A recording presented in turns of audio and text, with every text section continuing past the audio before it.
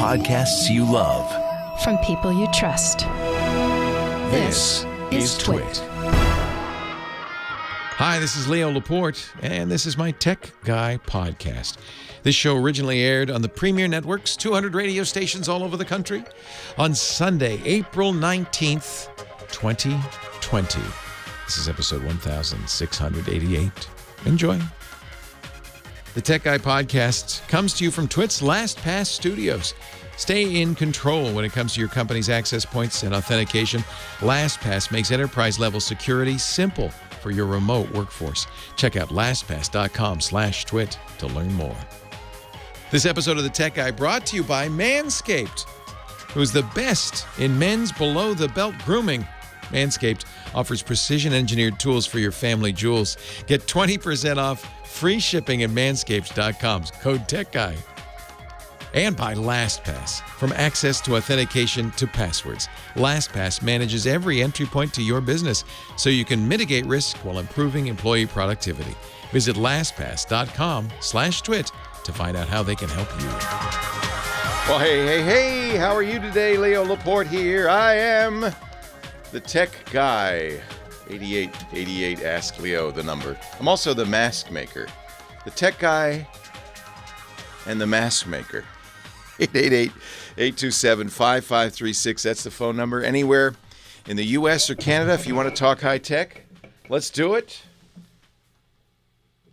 888-827-5536. Outside the U.S., you could still reach me. You just have to go to Skype out, or you probably could even use Zoom. I don't know. No, you can't use Zoom.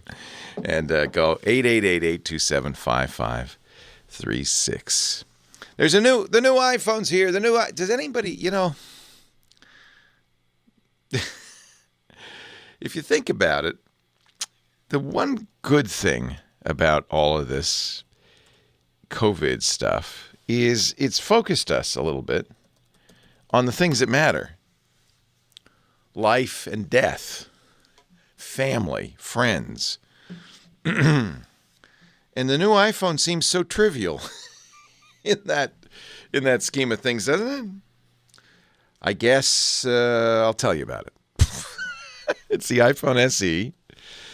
It is the body of a 4.7-inch iPhone 8. So it's bigger than the last iPhone SE. It's its successor. The little one, a little early, the previous one was really little, 4 inches. It was the iPhone 5, right?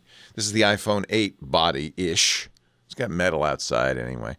Black, white, and product red. Although nowadays, product red has a lot more to do with COVID than it does with AIDS. It used to be, right, an AIDS Relief Society founded by Bono. But the money you spend on a product red version of the iPhone SE will go to COVID relief. That's good. It's not just the U.S. I mean, it's all over the world. And there are places, especially in Africa, where there's no medical or very little medical support at all. And that they desperately need the help. So that's good. Buy the product red. I think it's prettier anyway. No headphone jack. No, because Apple has courage. And, I think that's kind of insulting for a phone that is $400. The whole idea of the iPhone SE is this is your inexpensive iPhone. $400 isn't that inexpensive. There are less expensive phones, but it's the least expensive iPhone, unless you get an old model or a used model, which probably is a good idea, especially if you can get one like the iPhone 8 with a headphone jack. It has the guts of a modern iPhone, the iPhone 11. That's kind of good. So the processor, all that stuff. That means you can run the latest version of the operating system, the latest software. That's a good idea on Apple's part. I just wish they put a headphone jack in, because you're saving money on the iPhone. Then you got to go out and spend $100, $200. The headphone jack is the most economical part of the whole thing, because you can get $10 headphones and use it. Make phone calls even with a microphone on it. So that's frustrating. It's frustrating. At least it's an inexpensive iPhone. And it may in some ways be a better iPhone. It has a single camera. Oh, who cares, right? Not the crazy, 3 lenses of the iPhone 11 Pro. One's enough. Good camera software, and that's what really makes the difference. Also, they released, and I ordered this. I didn't order an iPhone SE, but I did order very quickly the Magic Keyboard for the iPad, which costs almost as much as the iPhone SE. Oy. Apple does not know how to make inexpensive products. $350 for the Magic Keyboard for the iPad Pro 12.9 inch. That's the one I have. It's a little less for the 11-inch iPad Pro. But I have the big one. And actually, that makes sense because what this is going to kind of do is make it the iPad Pro kind of like a laptop because it's got a hinge. You can raise it up a little bit, which is nice. It's got a plug on the Magic Keyboard so you can power the iPad that way, like a MacBook kind of, like a laptop. It doesn't do data or anything. No, it's just a power plug. And then it has a trackpad and the same keyboard that they put out on the MacBook Air, the Magic Keyboard. So it's a real keyboard, a real trackpad. And you could power the device by plugging in a Type-C connector just like you would a laptop. All that's lacking, really, I mean, the iPad Pro is a very powerful machine, not cheap. It's as expensive as a laptop. In fact, you can make it more expensive than the new MacBook Air, easily. It starts without the keyboard at the same price as the bottom-of-the-line MacBook Air, $999 for the 12.9-inch. And it's up from there. And you add a $350 keyboard, even to the lowest cost 12.9-inch iPad Pro, and now you're talking some money. You're talking $1,250. Well, thank you, Apple. So there you go. Apple, again, I probably wouldn't have acted this way pre-COVID. But now I kind of feel like, well, come on, Apple. We're all struggling a little bit here. Can you help a buddy out? Can you maybe find a way to make that a little more affordable? They did make the MacBook Air a little more affordable, so I feel like, well, if you don't need it, don't get it, I guess, right? That's the answer Apple would say. Well, you don't have to buy it. Although these days, having access to technology is a big help, isn't it? Especially if you're quarantined by yourself, having access to a decent smartphone with a screen, and a microphone, and a camera, you can FaceTime people or Zoom them or whatever, and you can stay in touch. That's kind of, that's not so much a luxury these days. That's not so much a luxury. This is a lot easier for people who have, fewer people in a bigger space, who have technology, who have the internet, who can afford all that, who can buy food. This is easy. This is not, for me, for instance, not so much different than my regular life because I don't like people. I'm antisocial. I come to the studio, do the show, and then I go home. No different. Well, the only difference is people can't come into the studio, but you know what? I didn't like them coming in anyway. So fine. Now I have an excuse. They used to come in here sometimes and go, Leo, I said, don't come in here. I'm doing a show. No, I got to tell you something. I don't want to know. I'm doing a show. Now they can't come in. I kind of like that. I'm antisocial. But for a lot of people, I'm being facetious here because for me, this is easy. This is my normal life. And I could still get food delivered because I can afford that and stuff. But I really feel for all the people out of work, don't have access to medical care, who don't have technology. Technology is a big help, isn't it? It makes this a little bit easier. 8888 ask Leo. That's the phone number. I shouldn't talk. It shouldn't be a bummer. We should talk happy things today. Apple is changing the default MacBook charging behavior to improve battery life. See, they could do that in software. See, it's a good thing. Didn't even cost you anything. Quibi. Have you tried Quibi? That's Hollywood's answer to YouTube. and it's literally Hollywood's answer to YouTube. I guess if you like reality shows, if the idea of Chrissy Teigen playing Judge Judy is attractive to you. The silliest one is called Dismantled. It's one of my favorite actors, actually. He's from the Unbreakable Kimmy Schmidt, shooting food out of a can. And at two chefs, they obviously did this before COVID. The food has been blended. The chefs are wearing protective outfits, thank goodness. waste of PPE, and good PPE in my opinion. But anyway, they fire the food at them, and then the chefs are tasting. They're licking their lapels, their shoes, their glasses to taste the pulverized food, so they can figure out what the dish is. Then they have 30 minutes to make it. That's the whole show, 7 minutes long. There is drama, but the drama on Quibi is basically normal drama chopped up into 7-minute segments, so where they would normally chop it up anyway for the ads, and then they play another ad and you continue on. So this whole idea of it's short form, I don't know. 3 months free, so you can try it. It's like 1.5 million people have downloaded it in the first week. So obviously people are clamoring for more stuff to watch. We've run out of Tiger King episodes. We got to watch something.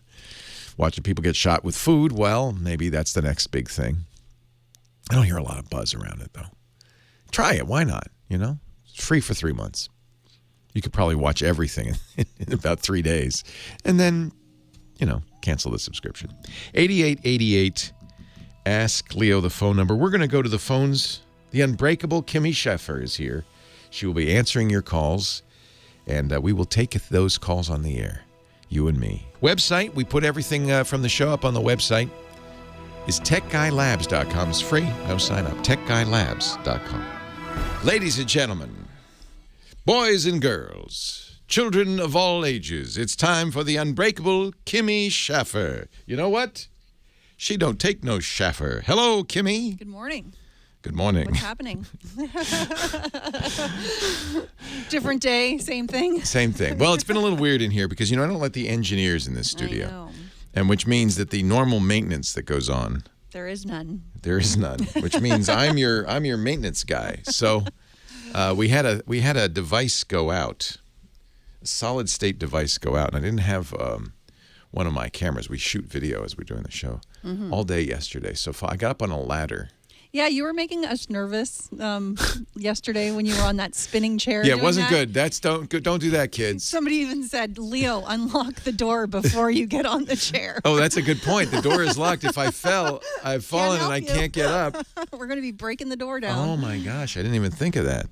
See, the chat room knows what they're doing. Oh, yeah. They're smart. Yeah. So, how are you? I'm good. Going to get the new iPhone? No. Oh, you know what? What? Maybe. Not for me, but... it's one I recommend, actually. Because $400 is a good price. My dad is the lone holdout of a flip phone. And so he Time might... to get one for Dad. So what I'm going to do, because he's not going to use it for anything, I'll transfer my mom onto the new SE and put my dad in her 7 or 8 or whatever she has, because she's only got 32 gigs. So yeah, that's what we do. We do hand-me-downs. Yeah. Trickle so down. I'll give my mom the one with more gigs, because she's the one who actually has apps and uses it a little bit more. You're a good daughter. So maybe. Plus, then you can maybe. FaceTime with everybody, which is a good reason to have, everybody on iPhone. Yeah. Yeah. Who should I speak to first here? How about Lene? And, Zoom seemed... Jeez Louise. Things are falling apart here. You know what the real crisis is? It's not a lack of toilet paper. Here in the studio, the real crisis is we're running out of gaffer's tape. Oh. I don't know what's going to happen. We have a gaffer's tape shortage. Well, I'll talk about that Home another Depot's time. open, aren't they? I don't know. They've somehow been... That's essential, gaffer's tape in a studio. Thank you very much, Kim. You're welcome. Hello, Lene. How are you? Welcome. Is it me? It's you. Is it Lene or Lene? It's me. Oh, it's Renee. Renee. She spelled it differently. Yes. She spelled it Linnae. Hi, Renee. Oh, no worries. Are you Hi. in Vancouver? This is that Renee? Yes. Good. I got the right one. Okay.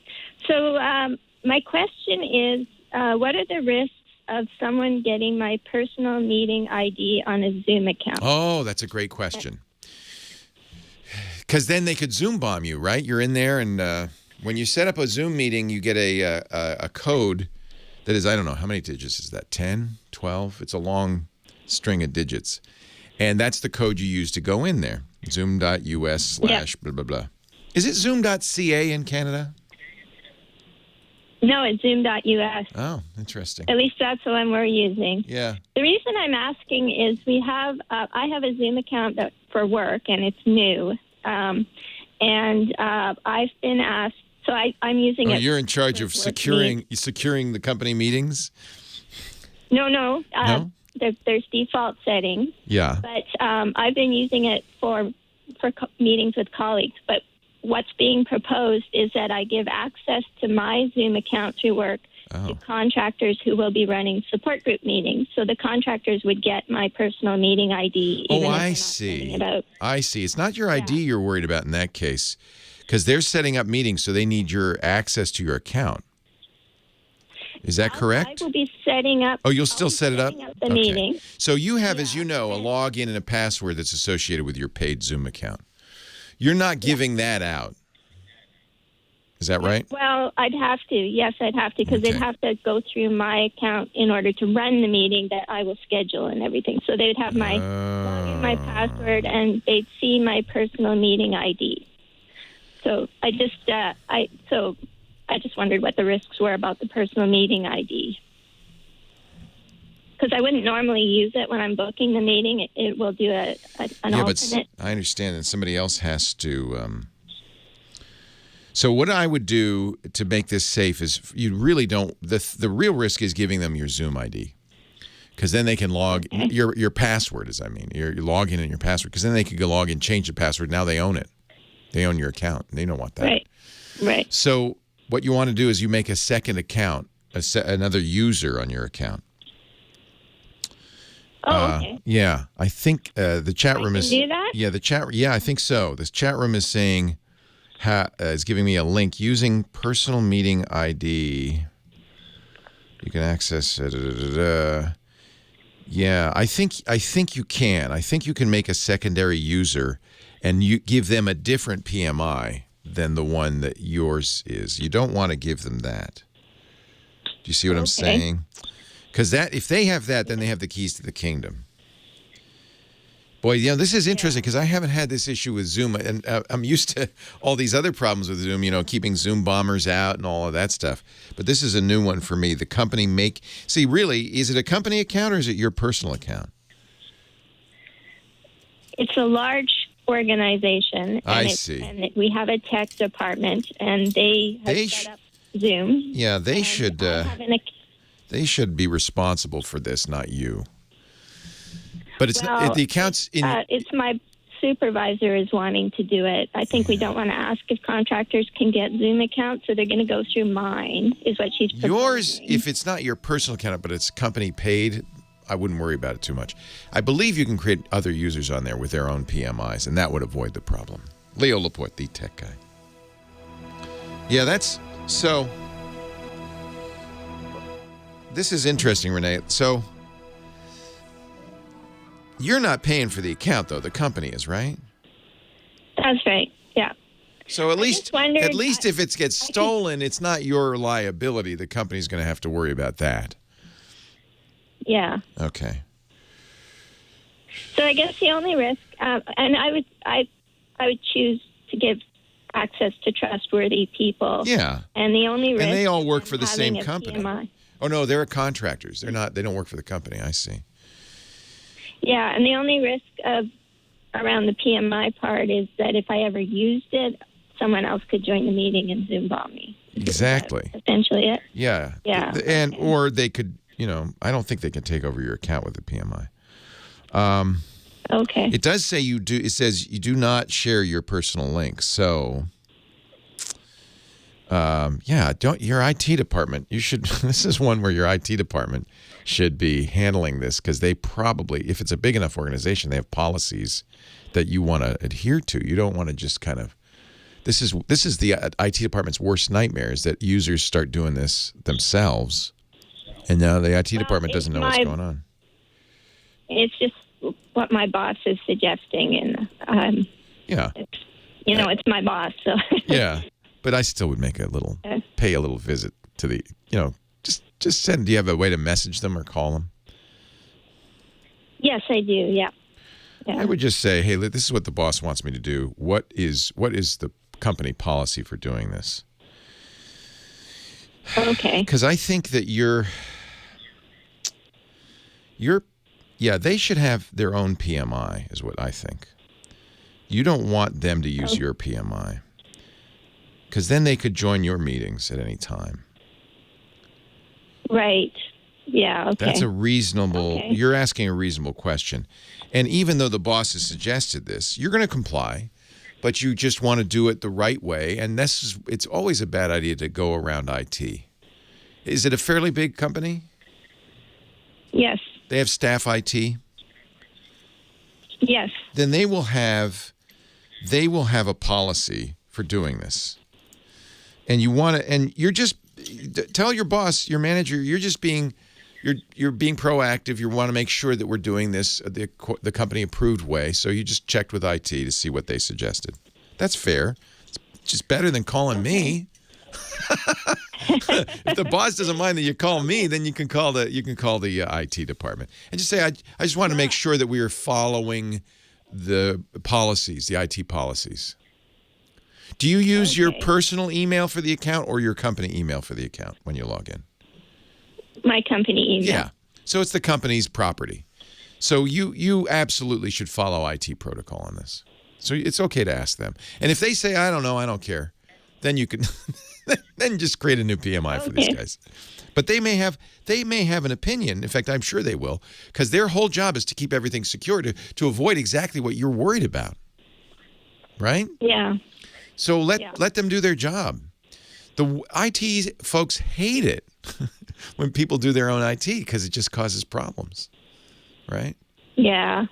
So ask them. I'm going to be having a meeting with my boss about it, and I just wanted to go in informed. So I check with all my sources. Yeah, I don't blame you. Yeah. You can create a new PMI, but I think once they have a PMI with your account, they have your I don't know if you can. I wonder if you can create what I want to know is if you can create a custom PMI just for them. And I think somebody said in the chat room that you can create a new user, but I don't know if that's the case. So, yeah. I think just ask the IT. If you've got time, ask the IT. Thanks, Renee. Sam Abuelsamid coming to us from Leo. Ypsilanti, Michigan, just outside of the Motor City. Hello, Sam. Is this your actual office for a change? That is a picture of my actual office. So you're still using a background, but at least it's your actual office. I don't have my lights up in my office. Now, I see you have a Michigan license plate, The Edge. Yeah. What's that all about? That's an old one. It's one that I don't use that one. Is that your nickname when you were with a rock and roll band? You were The Edge? No, I was not. It's a long story. For The Edge. I do see some lovely Mustang automobiles on the wall too. That's nice. Yeah, that's some design sketches of the 2015 Mustang that were done by the lead designer, Kamal Kurek. Sweet. And it's signed by Kamal and Dave Parasek, who you met at CES. Yep. He was the chief engineer on Mustang, and Tom Barnes, who is the vehicle engineering manager. Nice. And that's a one of a kind. And there's a story behind that one too, which I'll tell some other time. That's a beaut. I had a 2009 Mustang GT 5.0. I loved it. Loved it. That was a great car. Bright red. So, what are we talking about today, Mr. Car Guy? So, Leo, do you remember back in the days when you first got your driver's license, when you had to go to the DMV and take your driver's test and prove that you knew how to operate a vehicle to get your license? It's particularly vivid right now because our 17-year-old's doing the same thing. So, what do you remember? What was the toughest part of the driving test for you? So there's a written test. That was pretty easy. Then you get in the car with an instructor sitting there with a clipboard. And I think it was, let's see. I know I got some points deducted because he said do a 3-point, or he just said do a U-turn here. And I think it was something like that. But that I would say was the hardest part. No, wait a minute. Parallel parking. Yes. Parallel parking. I had blanked that part out.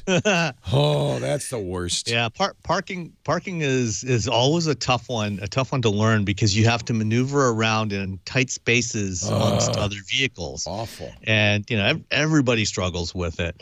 And they still do today, which is why car manufacturers and suppliers have come up with ways to make the task of parking easier. We've seen a lot of progress in this, and you saw some of the early stuff, 10 years ago when you came to Detroit to visit Ford, and you had a little incident again with parallel parking. But what we've seen happen over the last 15 years or so is we've gone from putting these little ultrasonic sensors, they look like little buttons along your bumper on a lot of modern cars. Oh, yeah. Those are ultrasonic sensors, little sonar sensors that send out pings and can measure the distance to objects around the car. And at first, all they did was, they would put a little display in your car, and it would just tell you how close you were to a car. But, you still had to do all of the steering and braking and accelerating. Even that is important. The little beepers help a lot. Yeah. Oh, it helps. It definitely helps a lot. And, of course, the addition of backup cameras made it even better because you could actually now see how far you were away. And then, then they starting to automate that with active park assist features like what Ford and other companies have done. And at first, those systems, you had to, you would drive past an empty parking space. You'd activate the system, drive slowly past a parking space. It would measure if there was enough room for your car.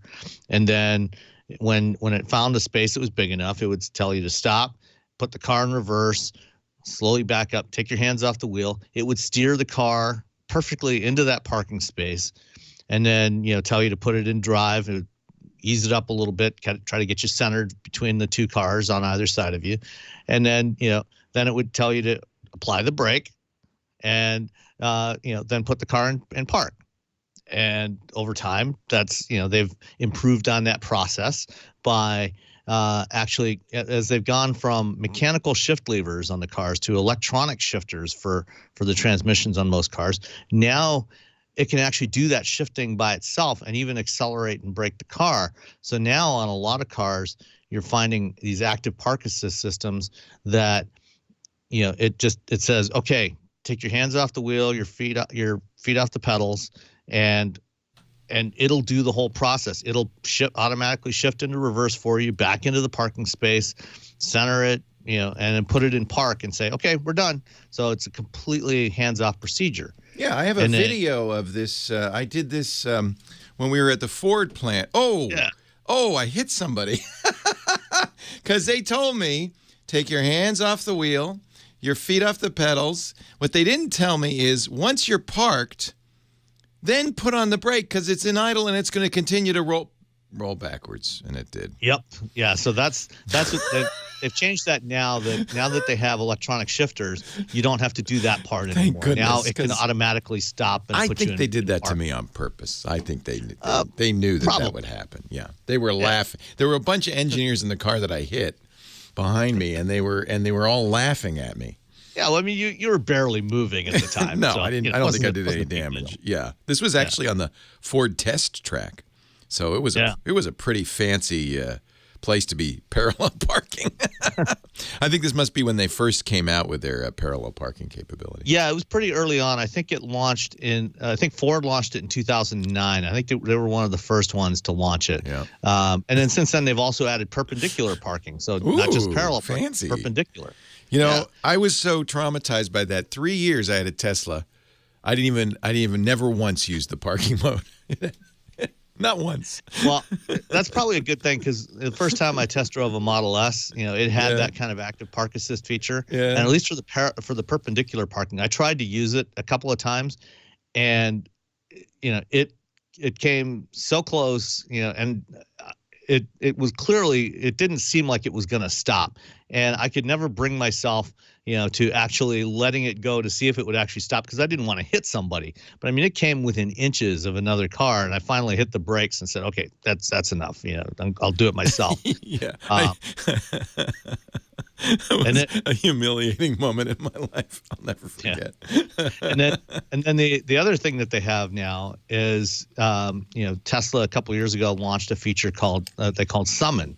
That if you have a narrow garage or something, you can press, hold the button on the key fob. Never used that either. I didn't trust that one back bit. Your car out of the garage automatically. Yeah.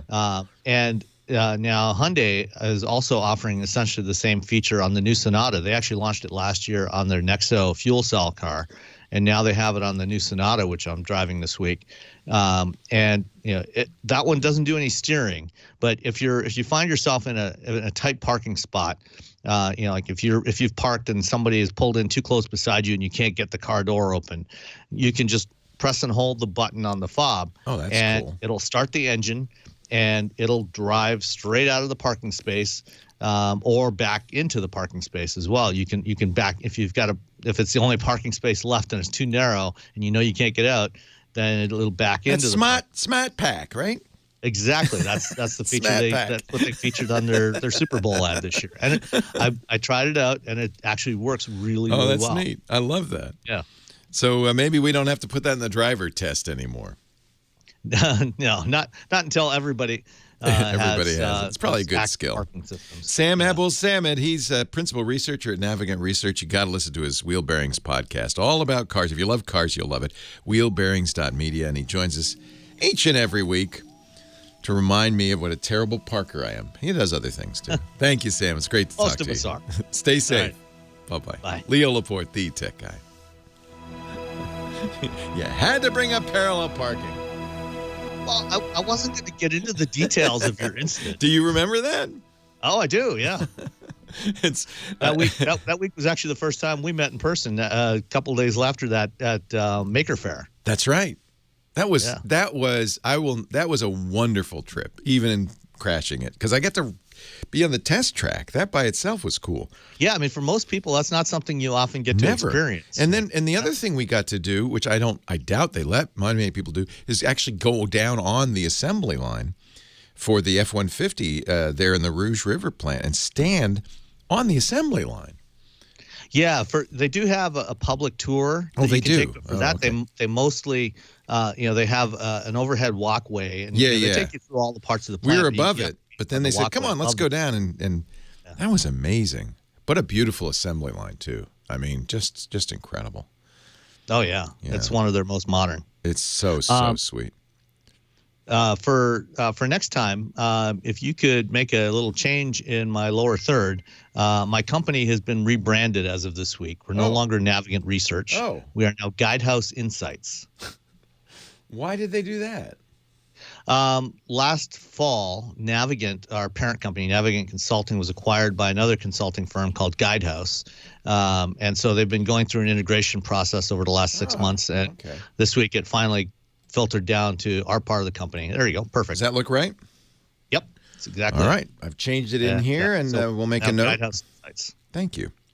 So what are you, principal researcher at Guidehouse Insights? Yep. Okay. Nothing else changed. Just the name. Just the name of the business company. Cards. Got it. But, hey, how's the everything else- Mach-E coming? You think they're going to get that out at any point? Do we know they're anything still about working it? on it. Most of the engineers, when they went into stay at home, the engineers took all the prototypes home, and they've been working from home, doing their testing. I would and imagine that simulation. slows it down a little bit, though. It will slow it down. The job one was scheduled for August, middle of August. My expectation is that they will probably get pushed back by probably about 2 months or so, depending on when they can actually get back to work and get back to testing on the proving grounds and finishing everything up. But I would expect that they'll probably be delayed by a couple of months for the launch. But they're still moving along as fast as they can, and this is going to affect all new programs this year. So Yeah, wild. Well, I'm not sure I'll need a car in September anyway, so. But, golly, wow. Just wild. It's a wild world we're living in. Yeah, it is. It certainly is. Don't know what to make of any of it. But first I want to tell you, oh boy, about Manscaped. This is a brand new sponsor. I am so excited. And yet, I'm going to blush a little bit. Manscaped is, how can I describe this? Gentlemen, you may be stuck at home. You may be wearing bunny slippers, but it's no reason to let your grooming go downhill. Do you know what I'm talking about? I think you do. Manscaped has created the best men's grooming tools ever. In fact, I really want you to take a look at the Manscaped kit. I have it in the other room. I'll bring it out later and I'll show you. It is fantastic. But it all starts with the Manscaped Lawnmower 3.0. And I've been trying to think of how I can describe this. You don't want to be ZZ Top. You know what I'm saying? You don't want to be ZZ Top down there. You don't want to be the guy with the big beard, the big growths, the hair everywhere. You want to have a nice, not necessarily clean shaven, just a nicely sculpted twig and branch.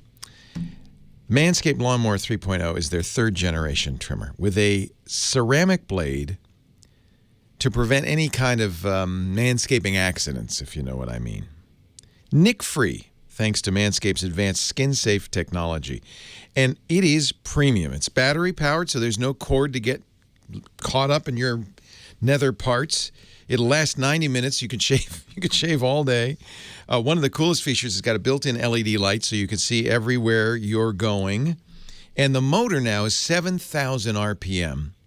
Quiet strokes, not big, loud, clanky shears. No, it's quiet. And because it's so high RPM, it cuts very smoothly. And then you dock it in the charging stand so that everyone who comes to visit you can see your mower because it's a beautiful work of art in your charging stand.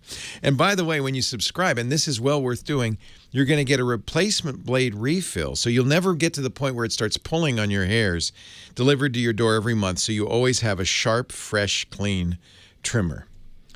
But I want to show you the Perfect Package 3.0, the peak hygiene plan for the ungroomed in your life. And ladies, this would be an excellent Father's Day gift. Birthdays too, or just a little hint to somebody you might be quarantined with. I'm a big fan. I don't want to get too graphic, but you need this. Trust me. Trim that junk of yours. Get 20% off and free shipping when you go to manscaped.com, code TechGuy. 20% off right now, plus free shipping. Manscaped.com. Manscaped.com, code TechGuy. All I can say is I was skeptical, and I love it. Leo Laporte, the tech guy. 8888. Ask Leo the phone number. Rick, Capistrano Beach, California. Hi, Rick. Hey, Leo. How are you? I'm well. Sounds like a nice place to be quarantined. Yeah, no complaints, to be honest with you. It's quite nice. Good. Hey, I switched out my cable box with Cox to, get a newer when I was having trouble. So, they said, well, you need a new cable box. So, okay, cool. So I switched it out, and my HDMI cable, I have to run through the wall up to my TV from the box, and it no longer worked, and only, the cable that came with the box from Cox, it works, but not my, the cable that I'd been using. What would be the reason for that? So I need I need to understand the topology a little bit better. So you still have the cable. What does it go into? The HDMI cable goes from the Cox, cable box, comes into the house. Cable comes into the house. So you still have the cable box from Cox, and you're connected the HDMI to that. And where does the other end of the HDMI go? In the TV. In the TV. So the only thing that's changed is the cable box. The cable box has changed. Yes, that's the only thing that's the only thing that has changed. Yeah, and the cable, the HDMI cable that I've had, that's again goes through the wall, up to the wall, and everything. So it's a little bit of a pain, but to change. But it doesn't work. But the cable that came with the box works fine. And okay. And it's a newer box they gave you? Yeah. Yeah, so it must be supporting a newer HDMI standard. That's the only thing I can think of. How old is that old cable? Must be pretty old, huh? Or it could be it just failed. So they do, believe it or not, their HDMI cables are not all alike. And the standards change over time. We're currently, I think the latest one is 2.1, but you wouldn't need that. That was announced in 2017. Is it a 4K box? I don't really know. I don't know the answer to that. I just, the cable that's been in there, the HDMI cable has been in there I've used that for quite a long time. Your old cable's probably 1.4, version 1.4. The problem is they don't label them. There's no way to know. No. It just is a black cable. So the fact that the cable that came with it works and the old cable doesn't kind of implies that either the cable's bad, but it would be weird that it could be very coincidental, but it would be weird that it just suddenly went bad, or they're using a more modern standard than HDMI 1.4. You can buy $10. Do not buy $100 HDMI cables ever. They'll try to sell them to you, when you buy a TV and stuff. But you can go on to monoprice.com and get a modern 4K cable. That's what you should look for, is 4K. Even though you're not using 4K on the box, it's still the latest standard for $8. So, or just use their cable. I mean, obviously you have a cable that works. So are you curious? Is that all? Well, no, not yet. One thing, I guess my understanding was that they're all the same HDMI cables. They're not. Essentially all the that's same. So obviously they're not then. Yeah. And then the other thing was more convenience because, I got to snake it up through the wall again. Oh, I got it. Well, you could try it with something else. Put your computer, many computers have HDMI out, some other thing on the other end instead of the Cox box to see if that cable is still working. I got it. So you built that cable into the wall. That's why. Exactly. So I was, and the one that Cox supplied is not long enough. So I'll have to get. Yeah, now I get it. I was more. That's another issue, by the way, is length. How long is that old cable? Oh, I don't know. It's probably 6 feet, I'm guessing. Okay, yeah. As long as you stay under 10 feet, you're okay. 3 meters is the nominal. At past that, sometimes you wanted something extra for amplification. The long HDMI cables could cause a problem, but 6 feet's fine. I see. Yeah, cool. It could be the cable wore out, not wore out, but where wears out is the connections, or it could be it's not the standard. So that would be one way to try it, is just put something else on it and see if that works, like your laptop. If that works, but the Cox box doesn't, then the Cox box is expecting something more modern. In fact, wait a minute. Mike B has done a little searching in our chat room. And on the forums at Cox.com, he's found TV doesn't recognize cable box using HDMI connection. And I wonder if that's related. Let's see if I can scan it real quick. It could be, one thing that they say in here, HDMI cables wear out as you plug them and unplug them. They, it could be, one of the things I found with HDMI is that physical connection isn't really secure. It's not great. You can loosen loosen either side of it. So it could just be that. It could be just a bad cable or an old cable. To see if it's a bad cable, plug it into something else. If the TV still works, that it's not a bad cable, it's just out of date. Sounds good. Yeah, that's all right. Kind of what I figured. Yeah, great. Thanks a lot, Leo. Hey, you're welcome. Yeah. It seems unlikely that Cox would, but they upgraded the box, so maybe it's a box with more modern standards. It could very well be that. On we go with the show. On line 4, Mark in Syracuse, New York. iDoc Mark? Yes. Hi, iDoc Mark.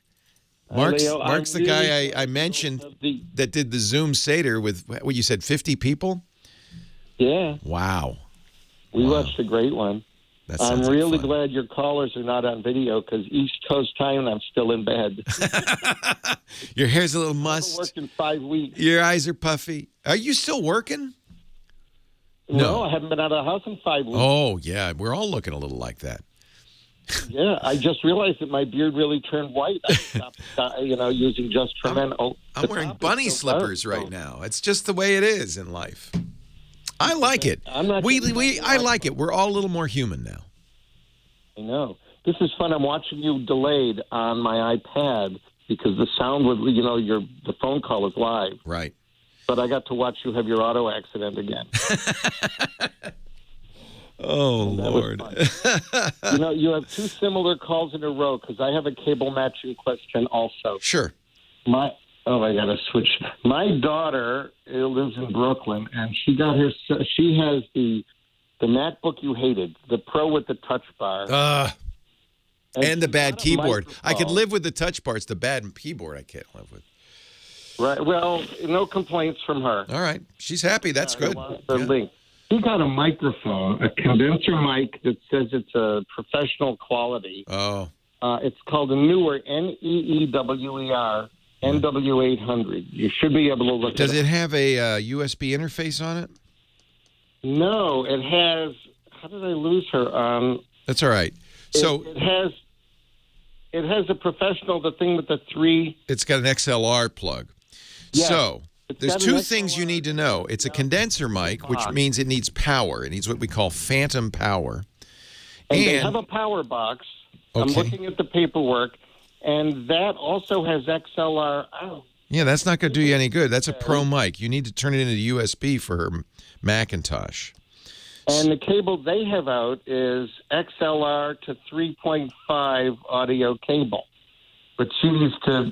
Would there be a cable? You could use that if it gives you enough level coming out of it. So if they're offering that, they must expect people to use that. It's not my ideal way of doing it. I like USB into the computer. It's better than the analog mic jack. However, if it's a 3-ring cable, that should work. That is a mic as well as headphone out jack on the Macintosh. Otherwise, I'd recommend a Focusrite Scarlett. That'll turn it into USB. Leo Laporte, the tech guy. Sorry, I had to rush that one, Mark. That's okay. So does her computer have an input for that jack? Yeah, the headphone jack.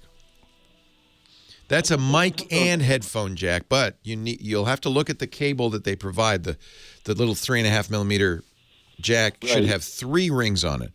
2 rings is stereo. 3 rings is stereo plus microphone. Let me zoom in. She sent me pictures of the paperwork. It's 3. Okay. Oh, wait a minute. Neewer.com/products/microphones accessories. Note, it cannot work with a Mac. This looks like a nice mic. The mic won't work with a Mac. Yeah. Let me look at this. Low noise, high sensitivity. That's all I've got also. Yeah. Is the link she sent me or pictures of XLR. And I'm looking on the Amazon site. It does have phantom power. Not included. What do you mean not included? It means I got to buy a separate. Oh, you got to buy it. And then it does include a XLR to 3.5 millimeter audio jack. But it sounds like that should work on a Mac, but they say it doesn't. The microphone cannot be used with mobile phone and tablet computer. Note, it cannot work with Mac. So you don't need that hardware. You just need a box that will take the XLR cable coming out of the microphone and turn it into USB. It'll sound better anyway. I don't like analog. This is USB-C, right? You can get any kind you want. Yes. Okay. So there's a couple of companies make them. The one we use is from Focusrite. I don't know how much. It's probably expensive, so let me look. She's in New York and I'm in Syracuse, and neither of us is going out. Right. So she has to Amazon it. The one we send to our hosts, it's a couple $100. The Focusrite Scarlett. Let's see if Shure makes something called, I think they call it an icicle. The mic she bought already. But yeah. She needs this additional conversion thing. Shure makes the X2U XLR to USB signal adapter. That's still expensive. That's $200. The mic was like $50, I think. Yeah. The problem is this box they give you does not work with the Mac, they say. I'm not sure why it doesn't work with the Mac. Apple makes a $50 cable. Or any way to call that company. Yeah, no. In fact, the way they spell on the Amazon site tells me they're not English speakers. I love those. Yeah. It's a $20 mic. It's probably a Chinese mic. I'm not sure why they're not compatible with the Mac, because that headphone jack is a microphone jack. I'm pretty sure, unless I'm mistaken. Okay, I haven't seen her computer. She has a MacBook. And I assumed it was USB-C and nothing else at all. No, on the right side, there's a headphone jack. Okay. But I think, as I remember, it's both a headphone. Let me look at Apple's support page. The Scarlett Solo is 110, but yeah, she only has a $20 mic. She would have been better off to buy a USB compatible microphone. It's probably not a great microphone for $20 anyway. For that much money, I'm not going to worry. I'd rather get her another mic. It's good to use. I'm sorry, what? What, John? I'd rather get her another microphone and let the mic be the write-off. No, it has a Phantom Power box, John. That's John, my engineer's talking to me. It comes with a Phantom Power box. That's what has the little USB thing out. I'm not sure. I mean, the US little mini jack out. So it has Phantom Power. She bought the extra box. Headphone jack. She didn't buy the extra box yet. Oh, she didn't buy it. Good. No, she's only got the mic. Oh, well. Okay, it's good. I have to write off the mic and buy her another mic. It might be. You can use this port as a combination headphone line out port. I'm just looking at apparently Apple.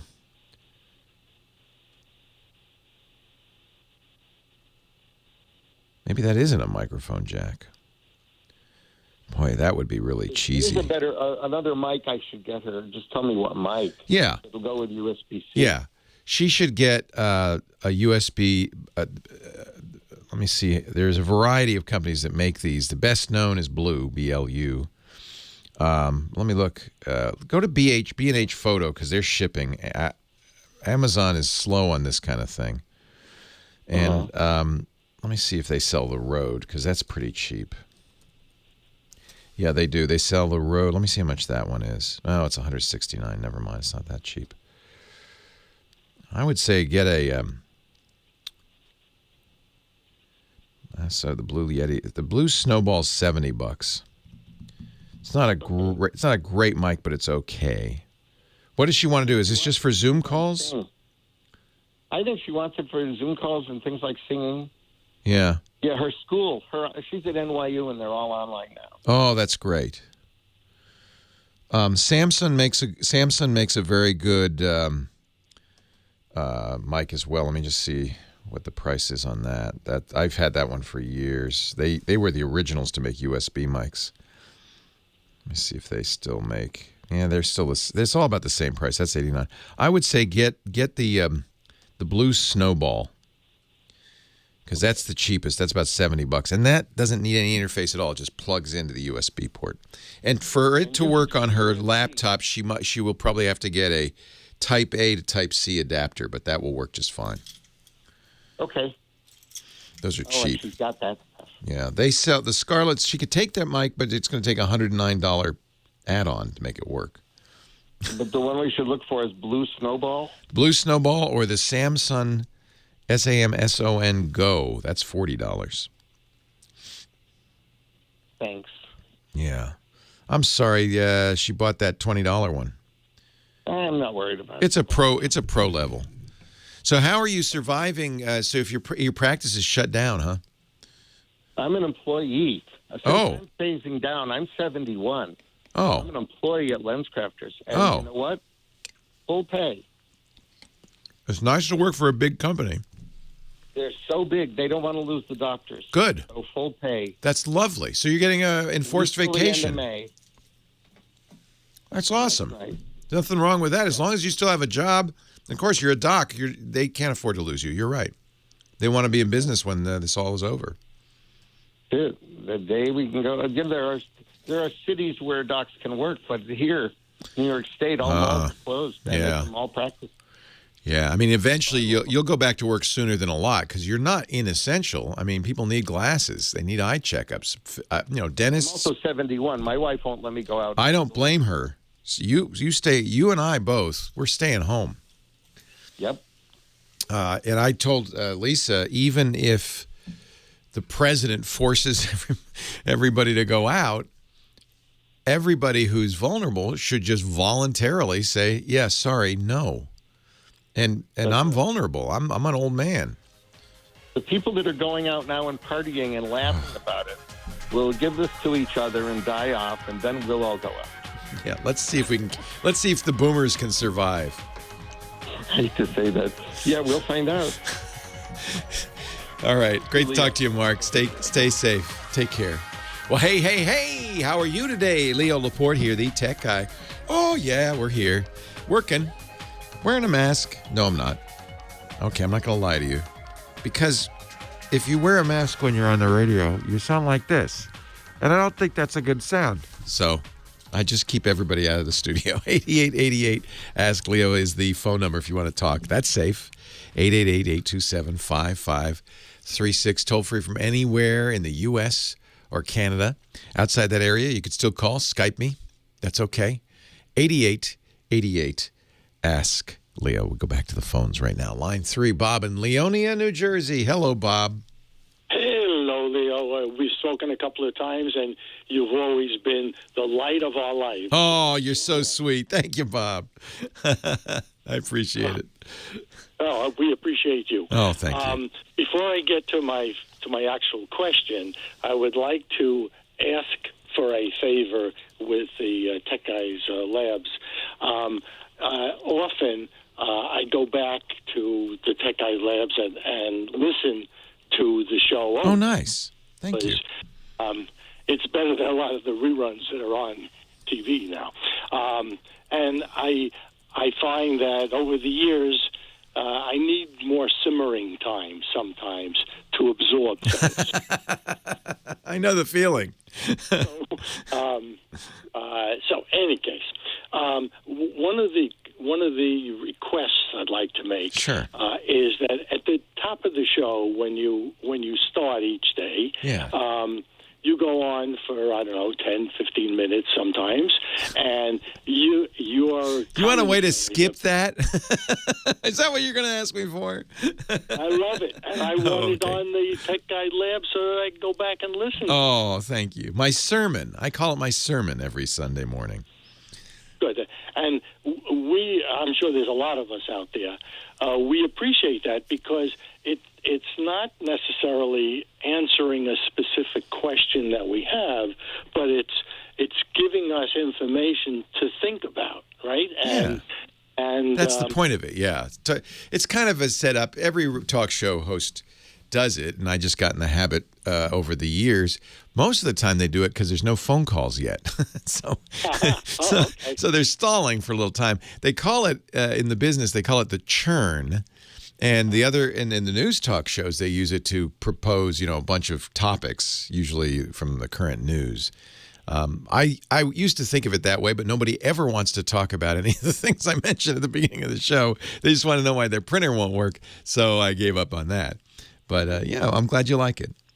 Yes, I love it, and I would appreciate it if you would reconsider to be able to include that in, as a, I don't know, I'm sure you know what it would be called, a MP3. You mean like a separate, just the churn thing? Just the churn thing, yeah. Oh, and you don't like the callers, you just want to hear me talk. Well, I like the calls when it's me, but... that's an interesting idea. Nothing but monologues. I have an ego, but I don't have enough of an ego to have ever thought that anybody would want that. But, okay, maybe we'll make a bonus segment with just the monologues. 37 show? Just Leo talking. Where you list all the things. Yeah. All right. Let me jump to my question before somebody else. Thank you. That's very nice of you, Bob. I appreciate it. Thank you. My pleasure. I upgraded 2 or 3 of my laptops from Windows 7 to Windows 10, and I have one old one that still has Windows 7 on that I tried to follow your advice and do what you had said, and the other ones I had no trouble. But this one, I had significant trouble. It didn't want to do it. Right. Okay? So after doing a whole bunch of investigation, I found that this thing it's an old HP laptop, and it's a 32-bit machine. Mm-hmm. And from what, after calling and complaining to Microsoft and them helping me try to figure out why it won't do it, they told me that I have an ATI X300 video card. Yeah, your graphics card. And they're saying that's not compatible with Windows 10? Correct. They say I need a driver, and they said that somehow ATI sold the rights to some other company. So nobody's making a driver for it. But he's making a driver for it. Okay. figured I would ask you. Well, there's a couple of things you could do. That computer, a lot of times when they put in what they call like a discrete GPU, in other words, a separate graphics card, there's still motherboard graphics on there. It depends on the age of the machine.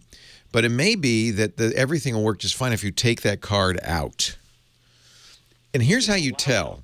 Is it a desktop? No, laptop. Oh, it's a laptop. No, you can't take it out. You might be able to disable it, though, in the BIOS. So go into the setup and see if you can disable the graphics card. Because if you could disable the graphics card, then is it an Intel processor? Do you know? No, I think it's AMD. It's AMD. Yeah, then you may not be able to. AMD is who bought Radeon, by the way, and so, yeah, that might be an issue. That might be a good candidate for Linux. How do you feel about Linux, Bob? I have no problem with it if you're willing to hold my hand and do it for me. You may not need any hand holding. What I would do is download a version of Linux called Pop OS, P-O-P-O-S. If you Google Pop OS or just go to system76.com, they're a Linux integrator. They make laptops with Linux, and they decided after a while they were using Ubuntu, as many do, and they decided, we can make it a little bit better. So they took Ubuntu and polished it up. But one of the things it does very well is understand a variety of hardware and install the right drivers for it. Mm-hmm. So the easiest thing to do is if you go to system76.com/pop. If you go there and you download Pop OS, put it on a USB key. There are instructions on the website to do that. And you can boot up from the USB key on that recalcitrant machine. Oh, okay. Yeah. And then you can see if it works. So you can, one of the nice things about Linux, unlike any other operating system, you can run it off a USB key on a machine with something else installed just to see if it works. They call it used to call it live CD, but a live boot disk. And see if everything works well. The nice thing about Pop OS, it looks a lot like Windows. I don't think it's going to be very hard for you to figure out. You'll have to remember that the programs in Windows, like Microsoft Office, are not available. But they're usually comparable or even better free versions. For instance, LibreOffice, which is free and very, very good. So how do you feel about becoming a geek, Bob? I would love to, except that I'm always on this machine. I'm not afraid to take too much of a risk. Yeah, because you're already stuck. You can't go to 10. Right. So I think this would be a good candidate for installing Pop OS. And you may say, wow, this is pretty solid. It's pretty stable. It works well. There's going to be a learning curve. It's different than Windows. Just like if you started using a Mac, it's different. It's not better or worse. It's different. Well, I think it's better. I don't, lately Windows updates break Windows every time. It's like, come on, guys, get it together.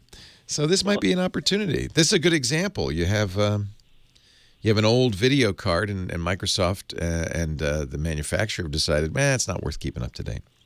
So there isn't any such thing as a generic. No, you could. If you really want it to work, go into the BIOS settings. We used to call it BIOS settings. It's not anymore, but that's what I'm going to call it. Go into the boot settings and see if you can disable the GPU. Disable GPU. Yeah, okay. if you can, if it has another graphics, what they call a discrete, or rather a motherboard graphics, built-in graphics, then you use that. That'll be for sure compatible with Windows 10. Okay. And it might work. Okay. And yeah. I want to try the Pop OS. Yeah. And I do have a blank USB key. It needs to be about 8 gigabytes. 6, actually 4 would probably work. 4 is actually plenty. I have a 32. Oh, you got plenty of room. Okay. So, is there a YouTube or oh yeah, some place where I can go and walk it through? Yeah, it's actually not going to be much more difficult than installing Windows 10 was. Oh, really? Yeah. On the Pop! OS site, they will describe how to make the hardest thing is making the USB key and then going into settings and saying boot from the USB key. That's literally the hardest thing. Oh, okay. After that, you're running it off the USB key. Before you do anything else, I would try the keyboard, the trackpad, this camera, try everything you can to see if everything's working.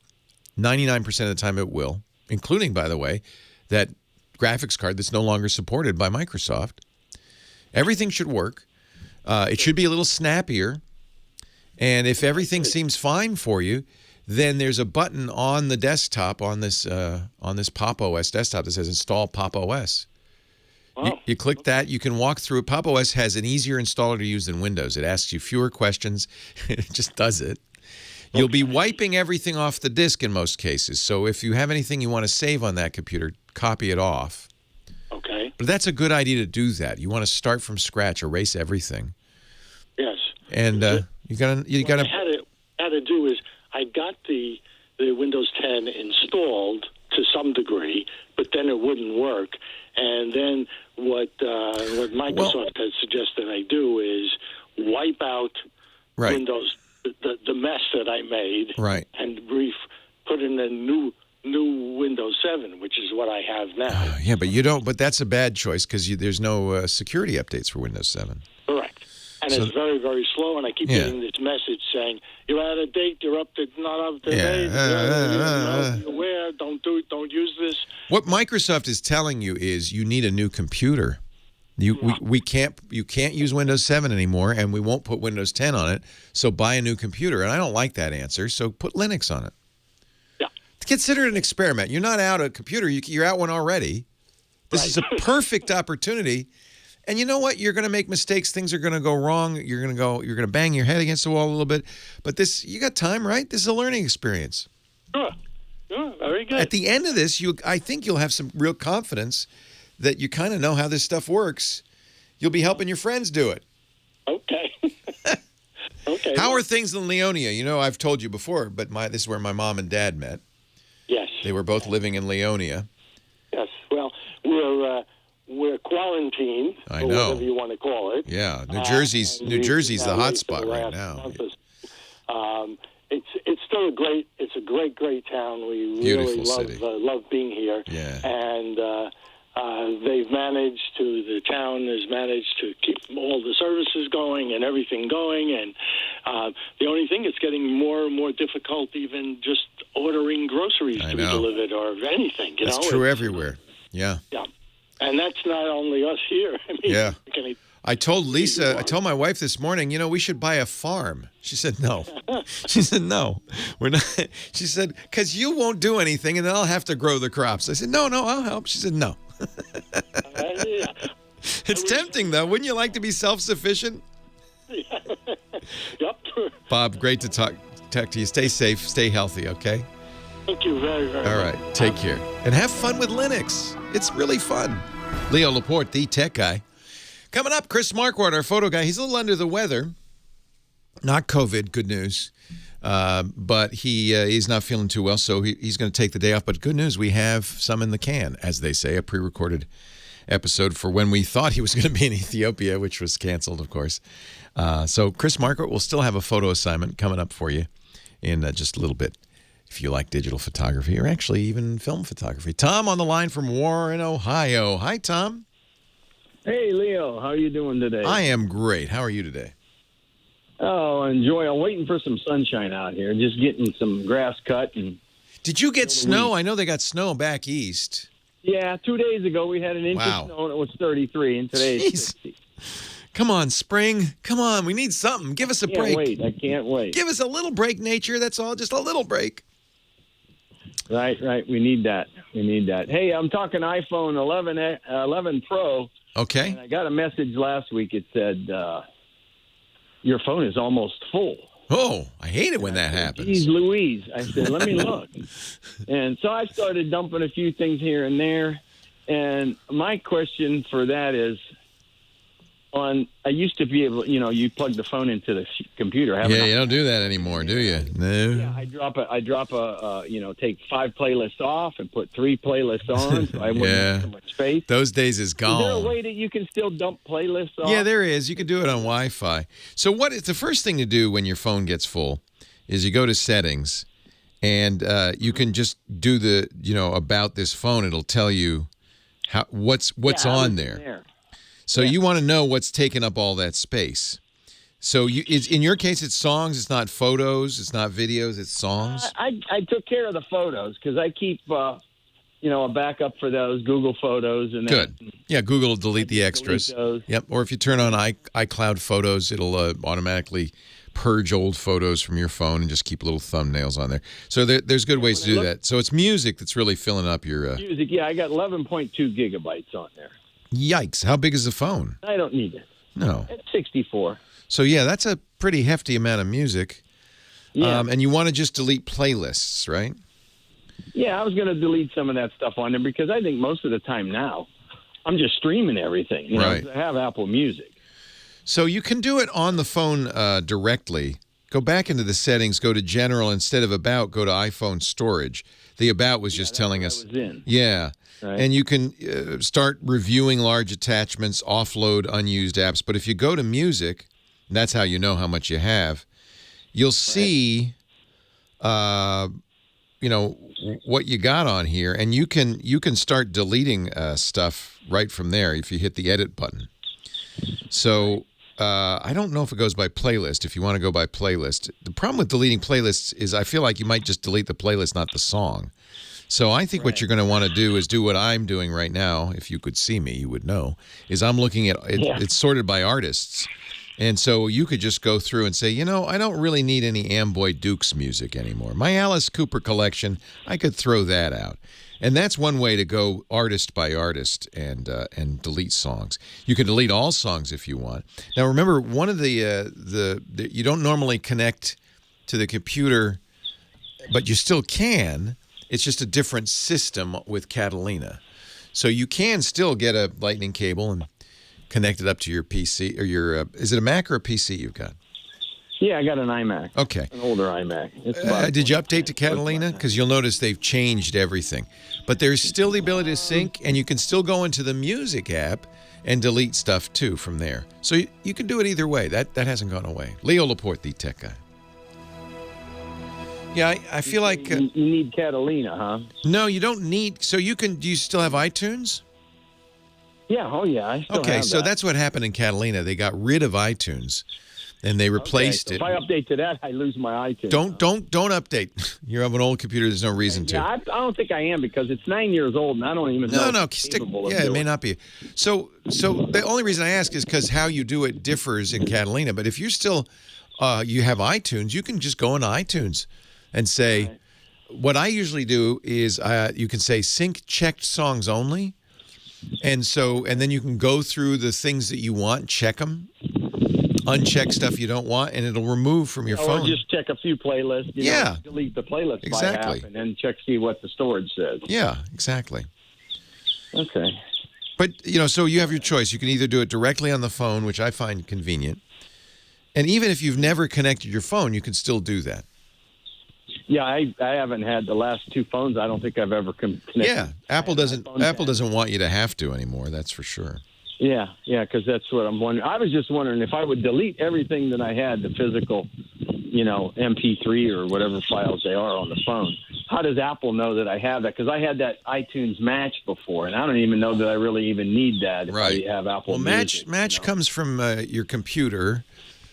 You're wondering if it'll get replaced. It won't get replaced. You'd have to physically, there'll be a little, once you delete it, if you look at it, there'll be a little cloud with a down arrow. The cloud says this still lives in your cloud in your iTunes Match, but it's not on your phone. If you want it, you actually have to manually download it. Yeah, then you have to physically download it, so it'll just stream it. Yep. Yeah, so I'll have to. And if you stream it, it caches it, but it doesn't. It's aware of how much space you have, so it's not the caching's not going to be a problem. Yeah, I go way back to the first iPod, where you had to load everything. If you didn't have it on your iPod, I know. You couldn't play it. That was the worst. I know. No, it's very different now. Okay, Leo. Nice to talk to you. Yeah. Are you outside or do you have birds, Tom? Yeah, I have birds outside, and I am outside. Nice. And it's too many clouds out here. Oh, that's such a bummer. You always have. Normally, that's what I do. I get put on hold, and I have completed cutting the grass. While I was I'm sorry, Tom. I'm sorry. No, that's okay. You're very patient. That was great. I appreciate your patience. Yeah, we listen to you every Saturday and Sunday, and I've been trying to get more updates on iOS. I retired a few years ago, and that's what I used to do. What you did when you were up in Michigan, I worked on the assembly line for 10 years. The last 10 years I worked. Who'd you work for? Yeah, I worked for General Motors at Lordstown Assembly. That's a plant they just closed about a year. Oh, I'm sorry. Yeah, but I retired anyway. The good news is UAW, you got a great pension, right? Yeah, I got some pension. I just applied for Social Security, so I'm living on that. I worked for another year after I finished up at GM, and I was doing some sign sales. Nice. So I kept that, and then I said, well, I'll see how I can get with my Social Security. If that's enough to keep me rolling, we'll just retire again. How's retirement been for you? Do you get bored or do you love it? No, it keeps me busy. I got more time to go play on the computer. And exactly. Up on YouTube. I got to catch up on my podcasts and all that. But that was good to do that. You know, they'd let us put one earbud in our ear, and then they told us we had to use the bone conductor headphones. Oh, that's not bad. Yeah, so I'd load up with iOS Today. And, well, I know I've talked to you for years. Yeah, the one time I did call you, I was working on the door line, building doors, and it was a Saturday. No kidding. And I was talking to you while I was working. I didn't know that. That's awesome, Tom. Yeah. I got to run. I'll talk to you soon. Stay safe and well. Take care, Leo. Take care. Bye-bye. I am Leo Laporte, the tech guy. Normally this time we visit with our photo guy, Chris Marquardt. This week and last week too, Chris is in Ethiopia. But fortunately, thanks to the miracle of magnetic tape or hard drives or something, I don't know what, we have been able to record our segment with Chris Marquardt, our photo guy, before he leaves for Ethiopia. Hello, Chris. Hey, Leo. I haven't recorded to magnetic tape in ages. In fact, the first time we met at a podcast, one of the very first podcast expos, you recorded an interview with me on your phone, which I don't think had tape in it either. On a Nokia P90 or whatever, is it N90? Something like that. It was one of the first camera phones before the iPhone, and it had it looked like a video recorder. It did, and it had a computer built in, and there was you could edit video on it, which was kind of revolutionary. And yes, I did interview you, and you didn't really answer my questions. You were only asking if you could have the phone. I remember that very, very well. And now I have it, but I don't want it anymore. It's in my museum. Really? Oh, yeah, I have an N95 right back here. We have one of those showcases with old cameras here.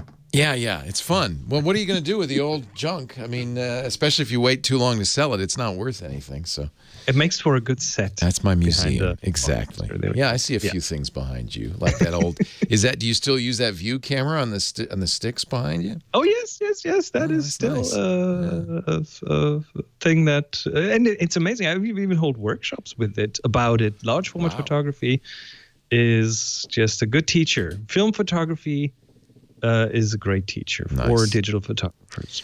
So what should we talk about today? Well, guess what? I think a while ago I started this tradition of the little ABC assignments. I brought another little assignment so everyone who's listening can get those juices flowing and do a little exercise to keep your photography going. Do not confuse this with our monthly assignment that we do. This is just like a little thing I love on the these side because they're fun, and really everything is just about getting out there and taking pictures. That's what it is. That's what it is. Yeah.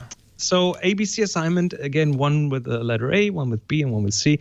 The first one, A, is the anti-assignment. Find opposites. That's what it's about. Anti. All right. Find things that are on opposite sides of the spectrum. This could be colors. This could be black and white. This could be round and square, or I don't know, pointy and smooth, or old and new, or hot and cold. Contrast, opposites. Contrast, pretty much contrast, and then the artist to include those together in the same shot. I love that. Oh, that's going to be fun.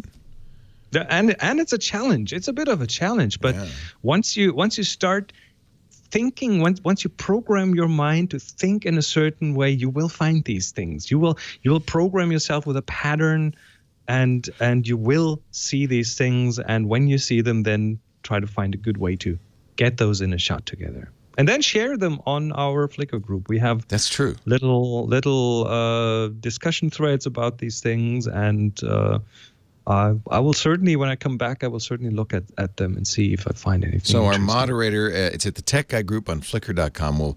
Renee Silverman will set up a little an anti-group, an ABC group for this week, and you can also. I got to find some anti-pictures. That's an interesting idea.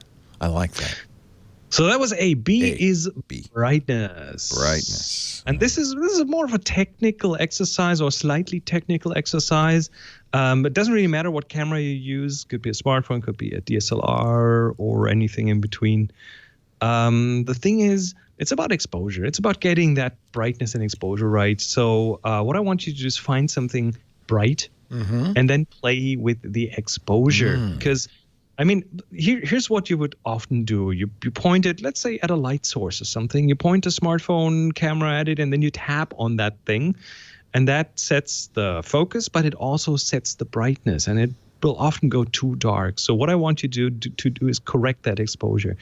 Make that bright thing really look bright. And on a smartphone, that could be as easy as, like, if you tap on something and then you get this circle, this square around it, and then there's a little sun icon next to it. And when you slide that up and down, you can change that exposure, make it bright. On your mirrorless camera, you could go and do exposure compensation upwards to make that thing look bright. And don't be afraid of overexposure in that context, because that's often the photo geeks kind of try to not overexpose things, have detail in everything, but you can't always do that, right? And there's nothing wrong with getting some strong overexposure in a picture. That could help you tell a story, that could help you convey a feeling that you want to. Brightness. Brightness. B is for brightness. B is for brightness. And C, another creative one, the clear assignment. Find something clear to shoot through. And that was kind of inspired by the, I was in Siberia in February, and Lake Baikal frozen. We had a lot of ice and a lot of like plates of ice that you could shoot through. So that was kind of the inspiration for that. So find something transparent. I mean, it could be ice. Probably unlikely, depending on where you live. Could be glass, could be plastic, could be anything that you can shoot through and play with that. And then bonus points for including a reflection. So like with glass, for example, you can shoot what's behind the glass, and at the same time, you can shoot what's reflected in the glass. You can shoot two things at the same time in one single shot. So that's the clear assignment. Clear. A is for anti, do opposites in one shot. B is for brightness, play with the exposure of something bright. Make the bright thing look bright. That's what. Ooh, that's a challenge what's sometimes. The goal for that. Yeah. And C is for clear, which always is a challenge. It is, right, isn't it? Because I mean, I've seen some really amazing photos where people worked with several layers, which is, by the way, when you do reflections in glass and what's behind it, you add layers to a photo, and that's what makes it interesting. This could also be a hint for our current monthly assignment that we'll review here on the show, and that is the layers assignment, which is going on. See how I did that? Clever. Couple more weeks to get your layer shot into our Tech Guy group. Renee Silverman, our moderator. It's on Flickr.com, a free photo sharing site. Join Flickr if you're not already a member. Then sign up for the Tech Guy group. And if you're going to submit, of course, tag your submission TG for Tech Guy, TG layers, so that Chris can find them and pick 3. Maybe next week or the week after. we'll have a little photo review. Meanwhile, Chris, I shot this entire show on my N93 Nokia camera, so we're gonna have the video available. No, we're not. I don't think I could charge this thing if I wanted to, but boy, it's fun to have it. Probably has a really dead battery by the time. Carl Zeiss lens, though, that's not too bad, huh? Yeah, and it did really do the job. I mean, I did a little video project back then, and I edited video snippets on that, and I uploaded them to a server from the. Wow. I mean, today we're laughing about this with our smartphones, but this was really kind of a revolutionary device. And now Nokia is not making any smartphones anymore. Removable battery. But you know what it doesn't have? A headphone jack. What? That's true. They must have had some courage when they made this thing. It really has that old Nokia keyboard. It's fun to have it. Yeah, I really did want it too when I first saw it from Chris Marquardt. Chris, thank you so much. Have a great time in Ethiopia.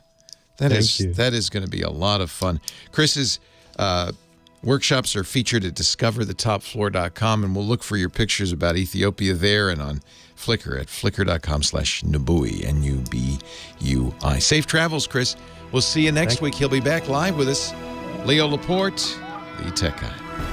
So, Dr. Mom, you like this one, huh? I don't think this was actually a fat quarter. I accidentally ordered a bunch of 10 by 10s. I think this might have been from the fat quarter. The one I did, you saw yesterday, was from a fat quarter. And yeah, I mean, this one's pretty well sewn, but it's too narrow, I think. I don't know.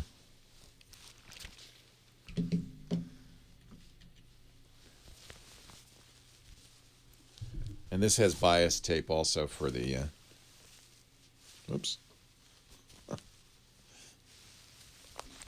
So you go like this.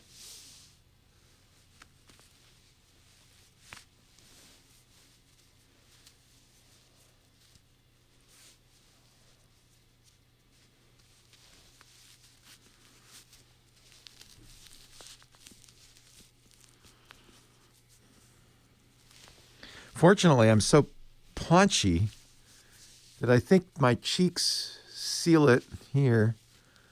It's pretty well sealed. This one doesn't steam up my glasses, which is a good sign.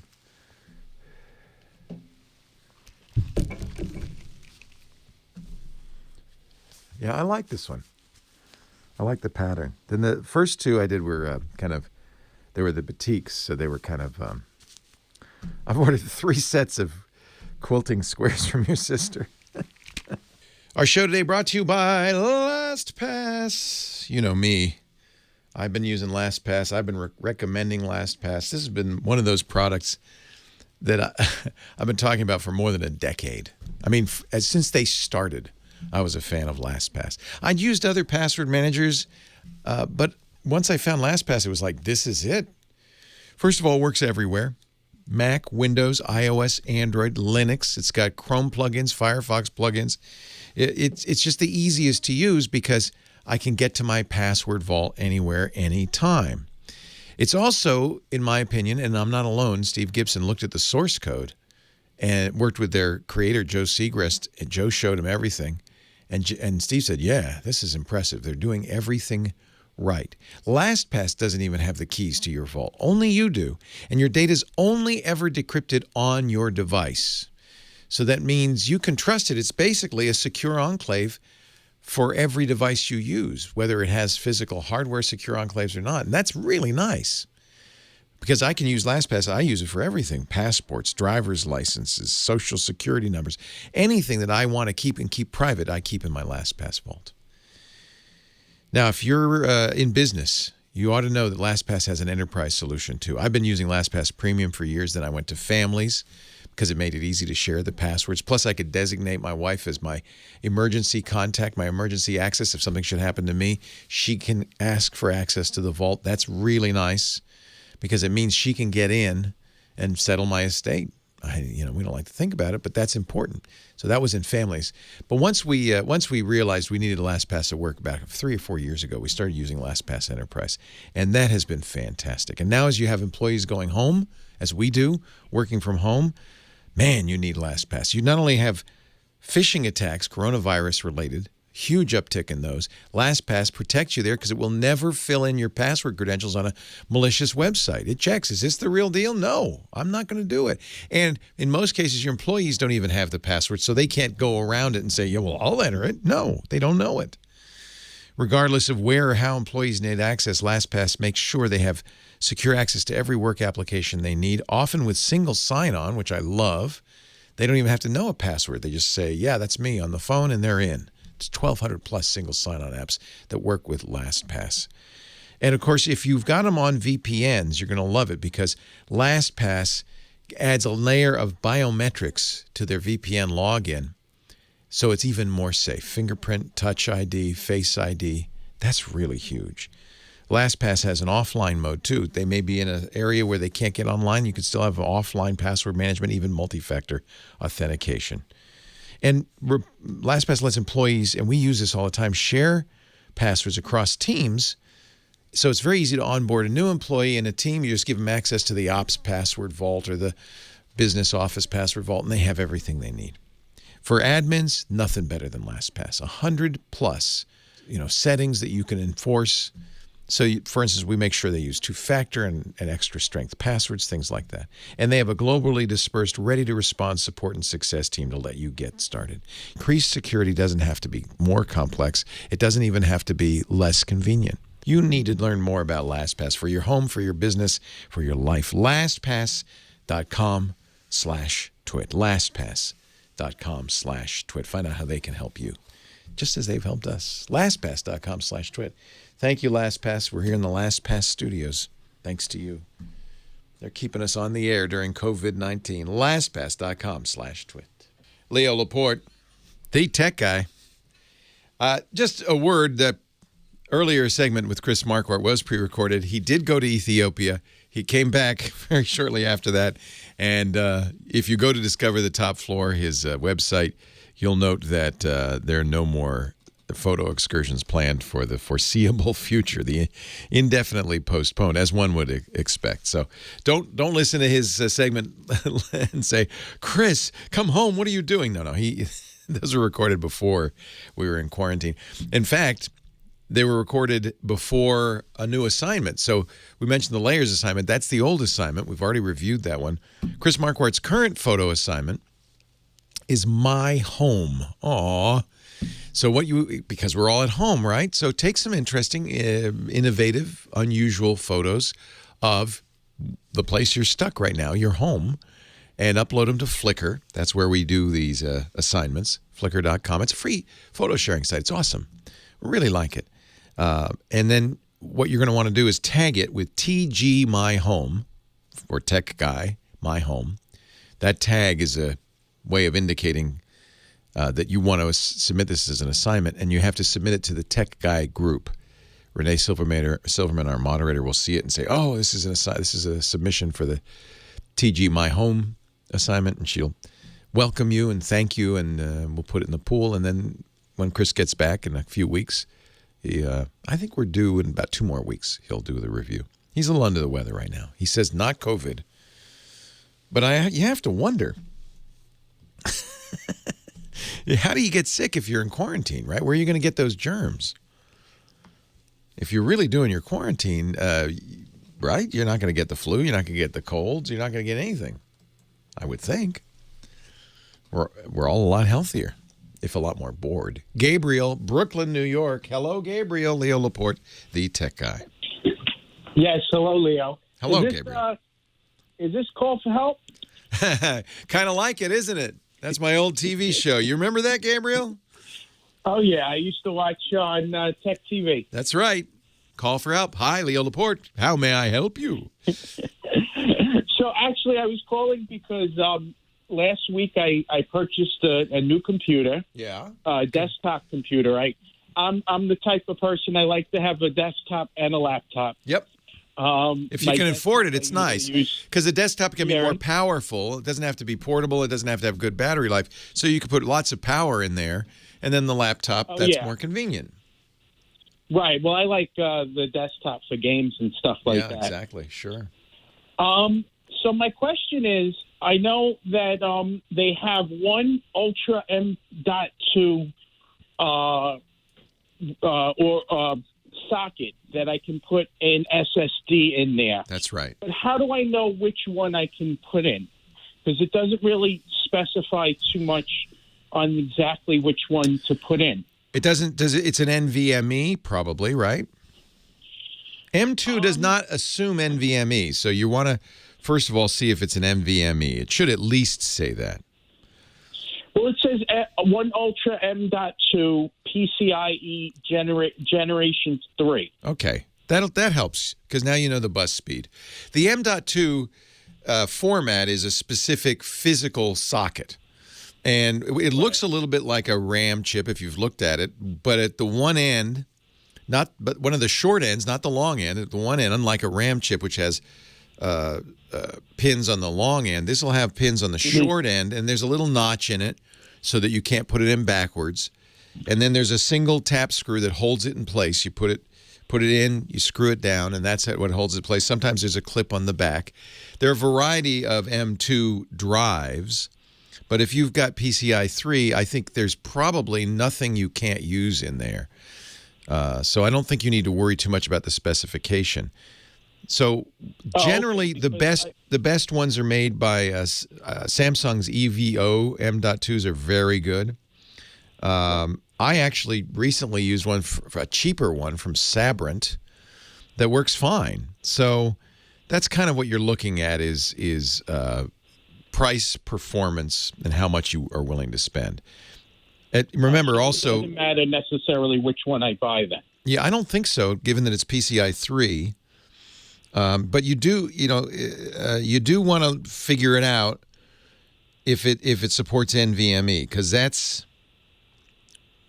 think that's the big issue. If it's a PCIe card or an NVMe card. You said it supports PCI version 3 or 3X. Yeah, the one I'm looking at, because I brought up the motherboard because I figured out from the information they gave me, because it's a Cyber Power PC. Yeah. And they gave me the information, and I brought up the... Weird that they didn't give you more specifications about that. No, it does say like a 1 Ultra M.2, but like I said, it says PCIe Gen 3 times 4 and SATA 3 slots. So, it's talking about the slots. I think that means you can use an NVMe drive in there. Right. So I would look at it. I would look at the Samsung EVOs. They're very good, fairly affordable, good speed, good reliability. And I've been very happy. But as I said, in my Dell XPS, I wanted to replace. I had a little skimpy 256 gig. And it was funny. It was the strangest M.2 I'd ever seen. It was a half height. It was not even that long. So it looked like a little postage stamp. So I had to bend the clip that was holding it because it was designed for a half height. But that worked fine. And I put a full size in from Sabrent. Saved 2 terabytes for a couple $100. At that price, I said fine. I'm going for it. Yeah, get an NVMe, and that'll be the best speed for you. That's much better speed than the PCIe versions. So yeah, you're in luck. You're gonna have a nice fast. That's a great way to go, and that's for the desktop. So that means you could put extra spinning drives for data if you wanted lots of capacity. That might be the choice: is have Windows and the games and all the apps on the M2 drive for speed, but then you can have a slower drive for data, and you choose that for capacity over speed. Right. Good. Sounds nice. Look at this. I didn't realize this. There are, Keith in the chat room is telling me, there are now 4 or 5 different specs for M.2 lengths: 30 millimeters, 42 millimeters, 60 millimeters, 80 millimeters. That's the most common, the 2280. There's even, though, a 22110. It's 110 millimeters long. I've never seen that, and I think that would probably not fit in a lot of the slots I've seen. Samsung 970 Evo Plus. If you want speed, that's a great one to get. Highly recommend it. Well, hey. How are you today? Leo Laporte here, the tech guy. Time to talk computers, the internet, home theater, digital photography, sewing machines, mask making, anything like that. 8888 Ask Leo. That's the phone number. 888-827-5536. Toll free from anywhere in the U.S. and Canada. I've been chatting with the chat room. We have a nice little chat room, irc.twit.tv. And I've been in there chatting about sewing because Dr. Mom, who's one of our regular chatters, she's a physician, so she's always here with health advice, but she's also a maker. In fact, she teaches sewing or used to teach sewing at the maker fairs. And she's been my sewing guru. And I said, Dr. Mom, I want to make masks. So she said, well, my sister owns the Sewing Arts store in Santa Monica. She's got a very nice, relatively inexpensive sewing machine. You can buy the Burnett B35. It was $250, something like that. You know, just a portable, simple machine. You can make masks with it. And then so I got the sewing machine. I said, now what do I do? She said, well, now you need to buy some fat stacks of quilting squares. Okay, bought that. Now what do I do?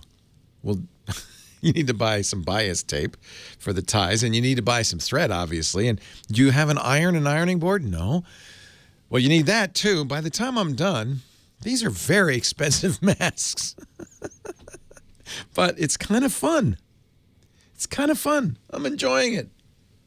That's what I did on my days off this week. Made some very pricey, as it turns out, by the time you add up all the things I had to buy to do it, masks. Carrie on the line from Colorado Springs, Colorado. Hi, Gary. Howdy, Leo. Good to talk to you. Hey, just combine the TG at home thing with the circle thing and just look for circles around the home and shoot pictures of those. How's that? That's what I'm going to do. That's right. Our ABC assignment, the C was circles. That's a great idea for your My Home assignment. Okay. Yeah. Okay, this isn't my real question, but watching you here on Twit TV, what is that device over your right shoulder with the pink flashing lights? Does it serve any practical purpose, or is it just for the fun of distracting people like me? Those are called blinking lights. So I should explain all this. Yes, it's a radio show, but we have cameras on and we stream a video of the radio show for people who are obsessively interested in what's going on behind the scenes, like you, Gary. And I've dressed up my set to be it's really out of control. There's a lot of tchotchkes, all kinds of, they all have meaning to me, but it probably looks a little busy to you. And one of the things behind me is actually pretty cool. That is the faceplate. It's a little smaller than actual size of a PDP-8 computer, which back in the day, these were the mini computers that were very widely used before personal computers. And a lot of people cut their teeth on the PDP-8. But there's a problem with it. Of course, you can't get them anymore. They're really not practical. The operating system they run is kind of out of date, and it certainly doesn't do any applications you'd be interested in. So this was created by a guy named Oscar Vermeulen. He went and he talked to the original designers. He got schematics and then printed up a bunch of faceplates. But behind it is a Raspberry Pi. So he calls it a Pi DP-8. And it can actually do computing. It emulates a PDP-8 computer. So you could, if you wanted to, if you understood PDP-8, you could write programs or run programs on it. But I'm not doing that. It's just running the blinking lights demo, just to distract people like you, Gary. But I'm glad you asked, because I'll put a link in the show notes, because he sells these as kits. And they're really great. Yeah, I really like them. There's a website, I can't remember, something obsolescence, but I'll find it for you. If you search for Oscar Vermeulen and Pi DP-8, you could find it. Pi DP-8, gotcha. So my real question is, we have about 4 different computers here at home, and all of them obviously sharing space on our router. And for a variety of reasons, which I won't go into detail, we really need to track what is going across our router. In other words, we want to log it. We want to actually know who's logging on to which website when, and how long they're staying there, when they're logging off again, and so on. And after spending about a dozen hours trying to Google this and search everything, I finally gave up and said, let's just call Leo and see what he suggests. I mean, the only thing I found is maybe a gargoyle router, but I'd really rather not change routers and well, tell me what data you want, because there is a way to do this that I'm actually a big fan of, It's a relatively new service called NextDNS. And NextDNS. It's free right now in beta. They're going to charge, but when they do, even for the most elaborate uses, it'll only be a couple of bucks a month. And it does a lot of very interesting things. It's essentially, have you ever heard of something called a pie hole? No. But let me just say, what I don't want to do is I don't want to install apps on each of the computers. You don't need to. Okay.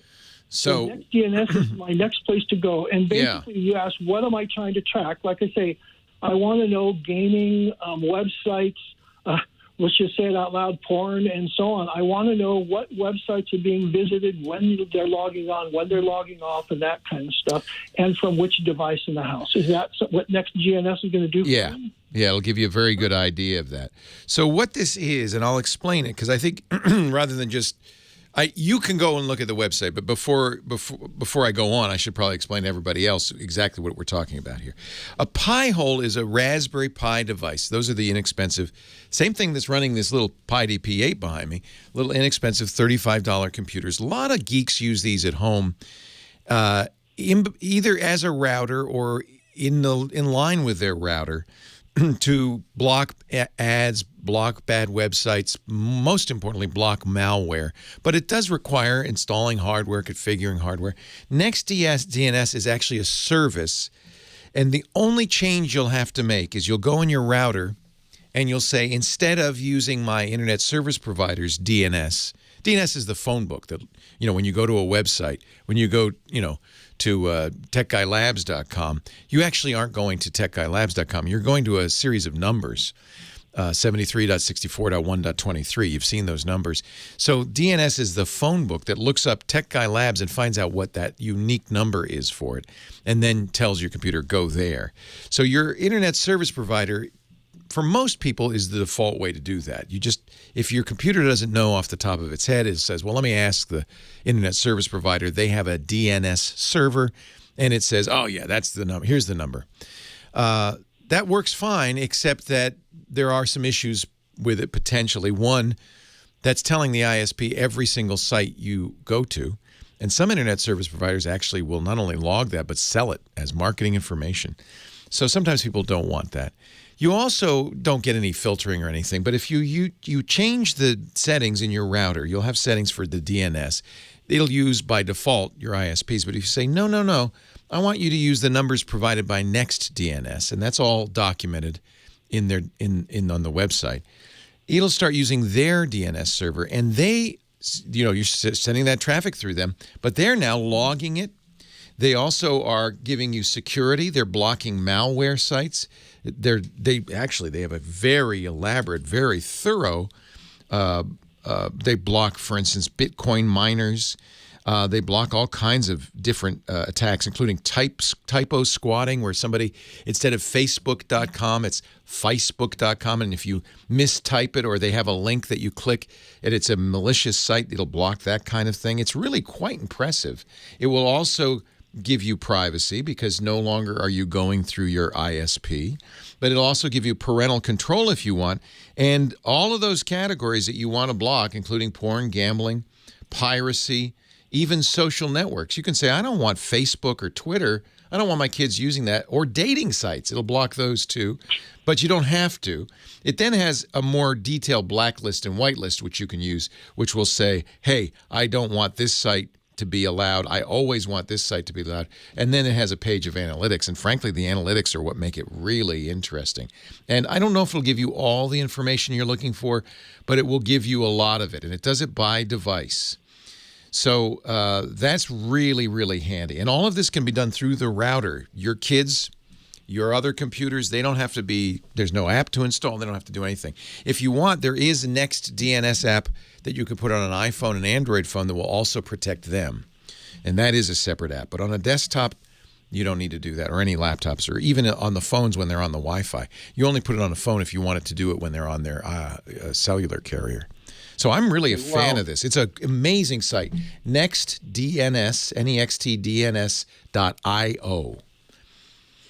And it's free right now, and they say it's going to be free for 300,000 queries a month. That's an awful lot. That's 10,000 queries a day. And if you go over that, it'll be $1.99 a month. So even if you use it an awful lot, it'll still be very affordable. I think this is a huge service these guys are offering. Sounds exactly like what I'm looking for. The whole controls part, too, as well. Again, it's mostly just monitoring, but to add the controls level and then add all the other stuff that I hadn't even thought about. If nothing else, blocking malware is huge. Yep. This is the kind of thing that at your company, when you go to work, your IT department's doing this, but now you can do it at home, too. And I'm really glad you asked because I've been meaning to plug the heck out of this thing. It is the best new service I've ever seen. The guys who created it are very trustworthy. They're well known in the biz. I absolutely trust them. You can have various configurations for various devices. So you can have parents' computers have a different configuration than kids' computers. I am so impressed with what they've done. Everybody should know about this. NextDNS.io. So thank you for letting me give them a long-deserved plug. They're really doing a great job. Just coincidentally, I had discovered this apparently a year ago and forgot it. And there's a plug from me at the bottom of the page saying it's great. And when I saw that, when I came back to it not so long ago, a couple of weeks ago, I saw that, I said, wait a minute. I don't remember that. Then I went back and said, oh, yeah, has that ever happened to you? You find something you forgot about, you found it a year ago, and you found it again, and you go, oh, this is really great.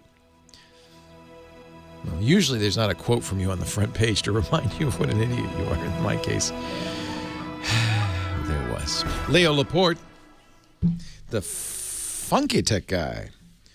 8888 Ask Leo. The phone number. Line 3, Rick in Placerville, California. Hello, Rick. Hi. How's it going? It's going well. How are you? I'm doing good. I got a couple of things I wanted to mention. You had an earlier caller talking about shifting from Windows 7 to 10. And it wasn't just only it was your motherboards that were made before 2014, especially gigabits, that when you tried to upgrade to Windows 10, it would fall apart. I experienced it because Microsoft was offering me the free upgrade at that time to go to Windows 10, and I didn't want to because I wasn't sure if my computer, which was put together OEM in 2013, was going to make it. So they forced me to. One day they just did it, and it all went downhill. Oh, I'm sorry. So it's that Gigabyte motherboard specifically? Was it an AMD chipset? Because that's what this guy had, an AMD and a Radeon. No, okay. I had an Intel 750 Northgate. That's what a processor. I do remember the Microsoft warning about the Gigabyte motherboards, although I think some people were able to install without problem. But if you think about it, Windows 10, relatively new operating system, older hardware, some of it will work, some of it won't, and a lot of it's dependent on drivers that work with Windows 10. Right. Well, I mean, they didn't give me a choice. One night I came up and there was my whole thing down. Oh, this was back in the... They were forcing people to go up to Windows 10. And I didn't do it. I ended up suing them, and I won. You're kidding? No, I took them to small claims court. I was furious, and not only that, the judge said to me, my father-in-law had an issue. She's looking at the next court case to call up. She goes, "Come on up here and tell me about that." And I did. OMG! So how much did you get? Can I ask? What was that? How much did you get? They had to repair and replace my whole whatever they knocked. Fair enough. Everything all apart. Fair enough. They didn't want to pay for it. They offered me free coupons at the Microsoft store, and I mean, I was furious. Good for you. I knew it wasn't worth going to civil court. You take them to small claims, and that's what you did. So I just recommend everyone to stay away. And I was surprised that you actually were bashing them too last week, because usually when I'm not a Windows fan. I haven't been for a long time. Oh, really? Because you used to praise them on certain things a lot, but I recommend, I'm not going to say they're angels, but Apple or Google, and I'm definitely putting in Linux. I think I was talking to a Linux guy who was telling me they're coming out with Linux-made Google Chrome One of these days, I'm going to do a dramatic reading from a Neil Stephenson book from some years ago called In the Beginning Was the Command Line, in which he does this very elaborate metaphor of a crossroads, and he talks about Windows, Mac OS, open source systems, and it's very dramatic, and it's one of the things that convinced me just it's time to give up on proprietary operating system. I'm going to include Mac in this, although I agree with you, Apple does a better job than Microsoft at this. But honestly, community-created and supported operating systems just make more sense. And but the problem is I have to also talk to normal people. not geeks, right? And it's hard to say to somebody, well, you got to learn how to, use the command line and partition drives and stuff. So there is an advantage to these commercial systems, and I'll include Chrome OS, Mac OS, and even Windows. For a lot of people, that's their only choice. I wish I could just convince everybody to try Linux and get good at it, because I think they'd have a better experience, but I have to be practical too. Well, between Microsoft and Comcast, we've been living in a dictatorship or a monopoly. I got Comcast too. I don't have a choice. Ugh. Me either. Well, I'm starting to get a choice now lately with they've gone down and trying to keep me and so forth. But I feel that Microsoft was also trying to push everybody, because I actually met the lawyer when I was in Florida that went to put a lawsuit against Microsoft on that. It ended up in Illinois, but he was in Florida, and my dad lived across from his office. I walked in, and I told him my situation. I showed him Hold on, I have to take a break. I wish I didn't, but hang on. Leo Laporte, Deep Tech Guy.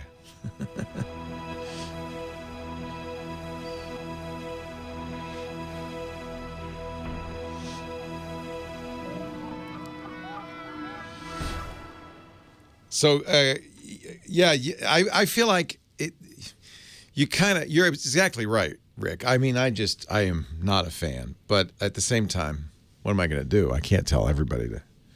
Right, I understand your limits. That's why you've got guys like me who experience hardship. It's also why I started Twit, because now I'm talking to enthusiasts and I can speak my mind. It's just the only place I feel reluctant to be too hard on Windows and Mac and even Google on the radios, because there's no alternative for normal people.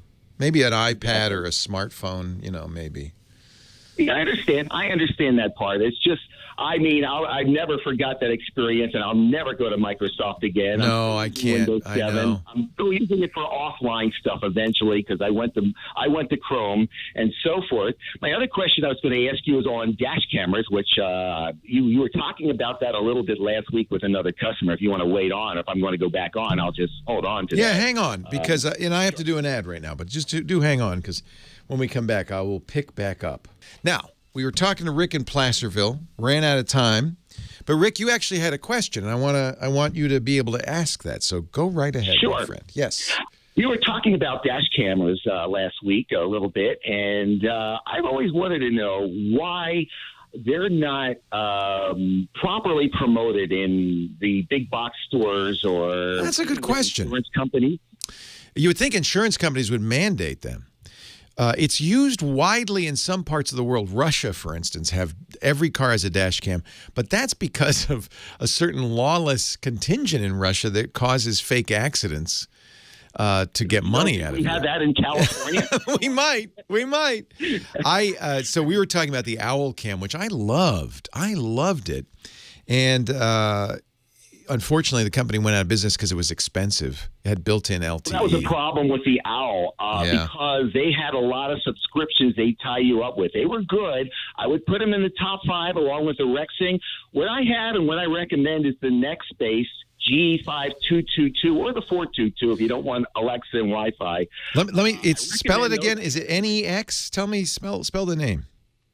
NEXTBASE. They're an English-owned company. Nextbase. And is it a forward-looking camera?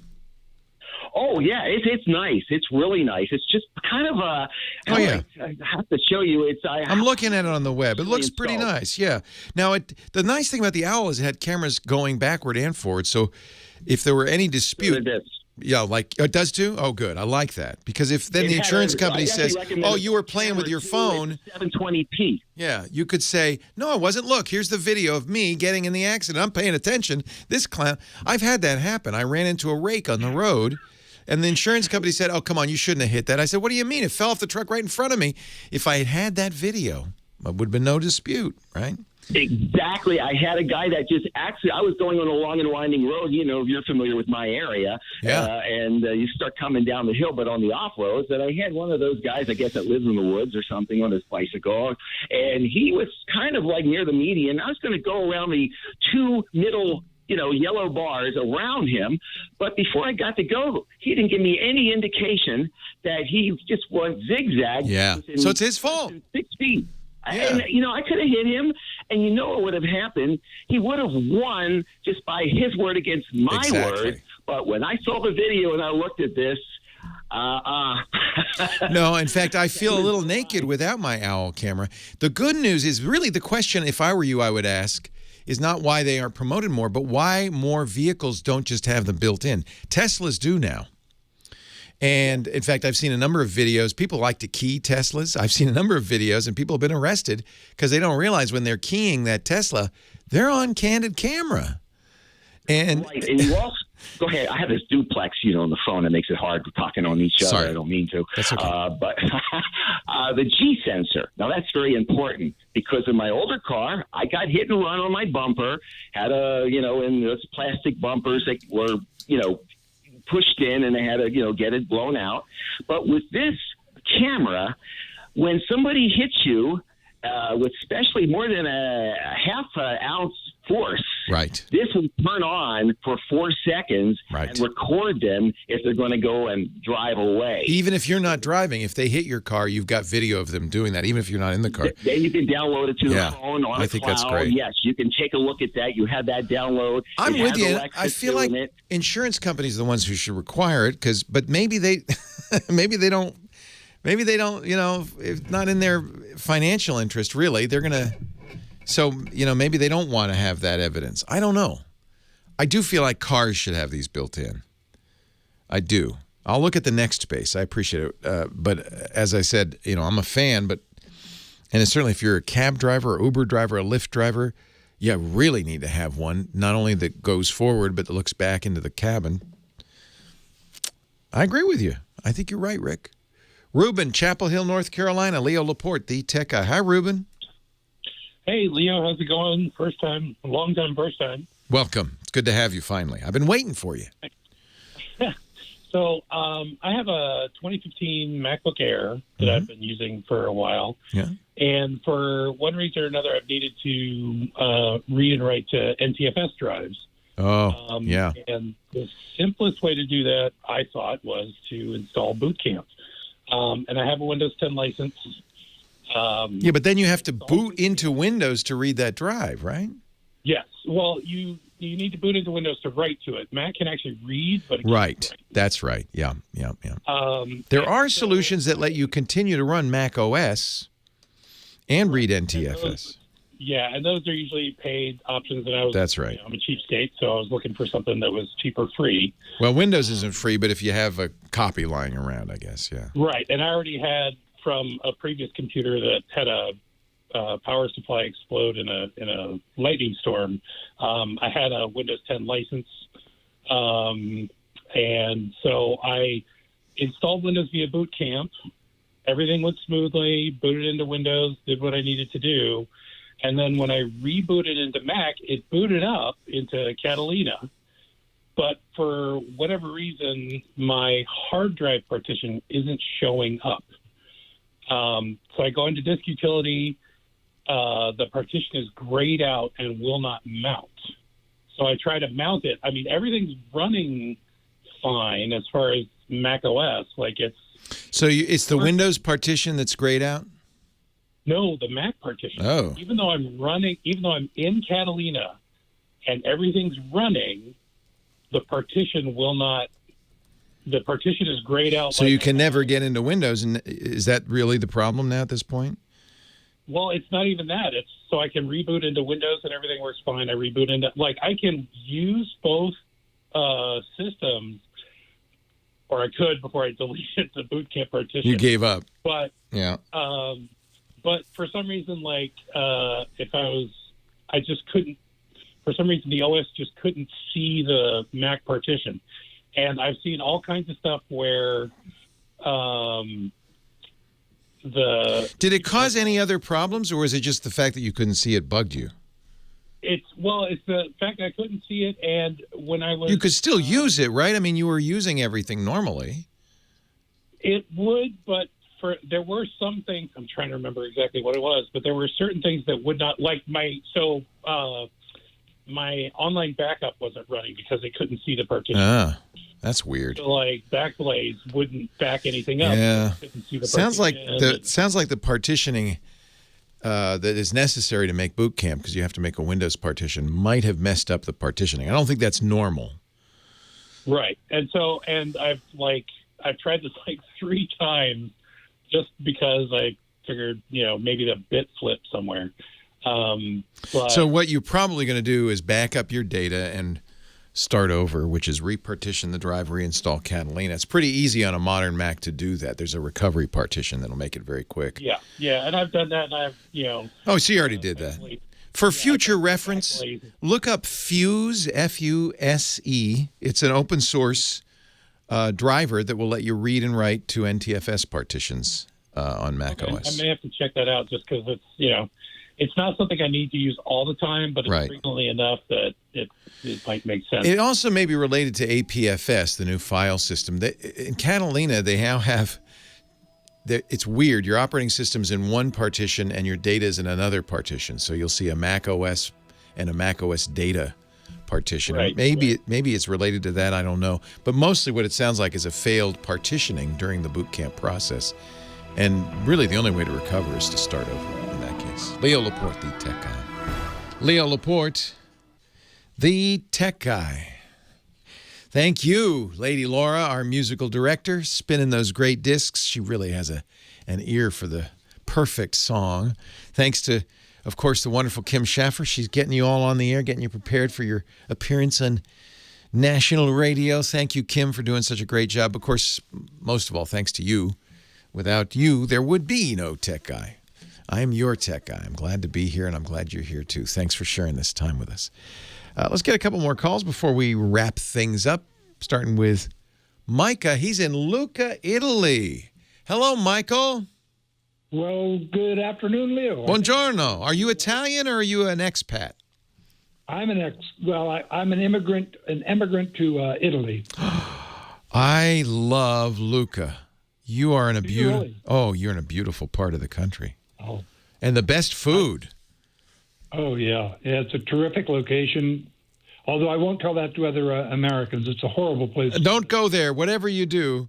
Wait. No. We need them to come here now, don't we? Never mind. How are things in Lucca? I know it's been tough in Italy. You're not in the Lombardy area, but still, how are things there? Well, we're in Tuscany, which it's personally I'm doing fine, but whenever I go outside my door, the few times I'm allowed to, it's very, very sad. I bet. Everything closed down. Hardly any people walking around. How close to Florence are you? Are you pretty close? It's about an hour train ride away. Yeah. So it's pretty close, yeah. I love to drive a car. Tuscany's my favorite area of Italy. I just love it. Well, it's nice to talk to you. Well, come visit soon, please. Oh, yeah, okay. I might wait a little while, but I'd love to. You what? I might wait a little while, but I will. I promise. I'm afraid you won't have a choice, and neither do we. I know. Yeah. What can I do for you? Well, being a shut-in and with other Americans, I'm studying Italian, of course. Wonderful. I bought a card game shortly before the shutdown, not knowing that was occurring. It's all in Italian, but it has cards that are kind of like Italian trivia. But the print is very tiny, and I need to use my Logitech C920 camera to... Oh, you have to hold it up. Clarity. Do you have to hold it up, or... Yeah, but I'm using Duo. Duo will allow up to 12 people. That's right. I only have 5 of us to get on. Perfect. But it won't work well. But it won't work with Windows. You can't do multiple people or on Windows 10. Oh. On my Chromebook, as far as I can tell. I'm wondering if you have any great suggestions. Well, Skype will work on your Chromebook. Skype now has a web-based only version of Skype, and they will let you have 5 people easily. 32, I think, is the current limit on Skype. Oh. And it should work. The nice thing about Skype, Mac, Windows, Linux, and Chrome OS. So that would certainly be one to look at. But I'll tell you what I use, and I even set up my own server, but you don't need to use it.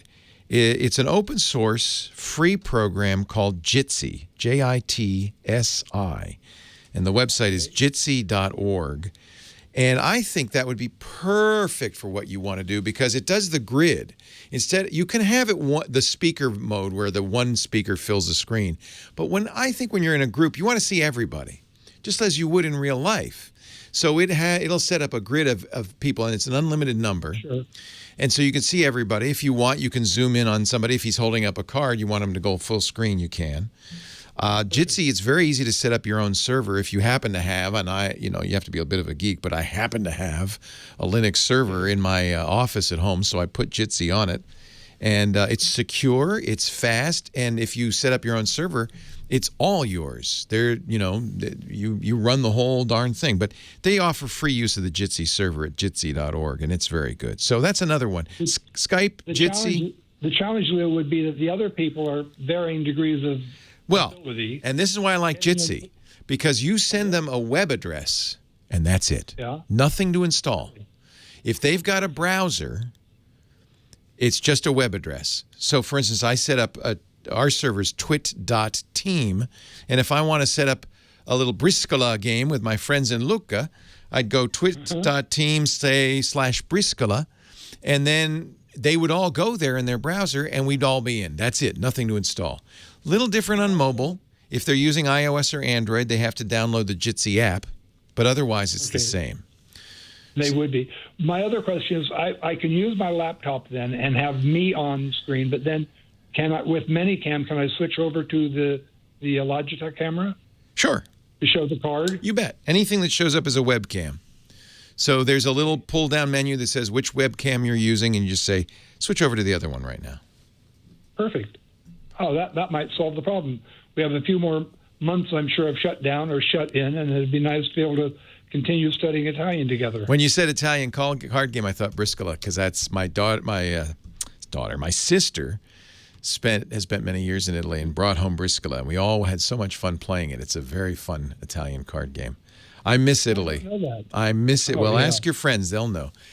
I will, and I'm so jealous you're in Tuscany. Oh, man. What's the weather? Is it nice? It has been, but now we're going to get rain tonight and tomorrow and maybe Tuesday, but it's been pushing 70. Beautiful. So pretty. It's kind of a double-edged sword. You love it, but then a lot of people can't even go out and enjoy it. Yeah, right now it's not the greatest, I'm sure. Yeah, we're in much stricter lockdown, I think, from what I get than you are in California. Well, as it should be, probably. Yeah. Stay safe. Yeah, absolutely. I'm not complaining. Believe me. Stay safe. Play cards. Enjoy life. Thank you, Michael. Thank you. Take care. Thank you very much. Bye-bye. Bill. Arrivederci. From Sonoma, just up the road, it's Rich. Hi, Rich. Good to talk to you. How are you? I'm fantastic. How are you? I'm okay, although I'm cranky because I can't find the power supply about the laptop I was going to ask you about. I have an original Google Chromebook. The original.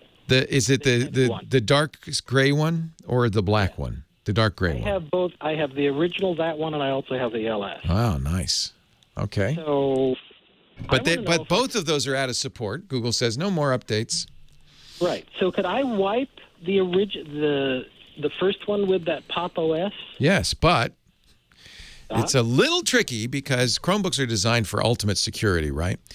So some Chromebooks, and I can't remember if these are included, I think they are, have a physical hardware switch that puts them in developer mode. You have to put it in a Chromebook in developer mode, which turns off secure boot in order to put anything else on it. But it's normal PC hardware. So once you do that, yes, you should be able to install Linux. My strong suggestion, Chromebook, laptop, whatever computer you've got, is to Google that model plus Linux. And somebody will have written a post. But on Chromebooks particularly, you have to get into developer mode before you can do it. Now, If you have a Chromebook that's more recent, you don't. The good news is you can now run Linux in a chroot environment on the Chromebook, but you want to make it a Linux computer. And I understand why. It's a great machine. Yeah, the hardware's fantastic. Yeah, so if I were you, I would Google it. In fact, I just saw, I think, an article. Maybe it's Kevin Tofel's about Chromebooks.com on putting Linux on one of the original Chromebooks. And I seem to remember you have to open up the case a little bit. Not too hard, but you can do it to flip a hardware switch to put it in developer mode, and then you can do it. Okay, great. Okay, and then I have a request. Yes. Would you please do a Ask the Tech Guy video on building your own Jitsi server? I will. What a great idea. I can show everybody how to do it. Yeah, it's well worth it. I would love to see that. You got it. Because I am so anti-Zoom and so pro let's communicate through a secure network. You'll be surprised how easy it is. Hey, thanks for the call. Thank you all for being here. It's been a pleasure. I hope you're staying safe, wearing your mask, self-isolating, but enjoying life. And I'll be back next week. Leo Laporte, the tech guy. Have a safe and geeky week. Bye-bye. Well, that's it for the Tech Guy Show for today. Thank you so much for being here.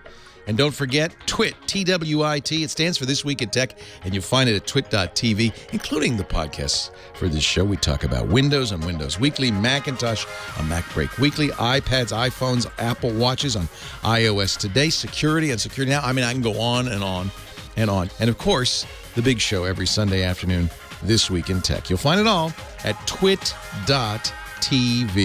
And I'll be back next week with another great Tech Guys show. Thanks for joining me. We'll see you next time.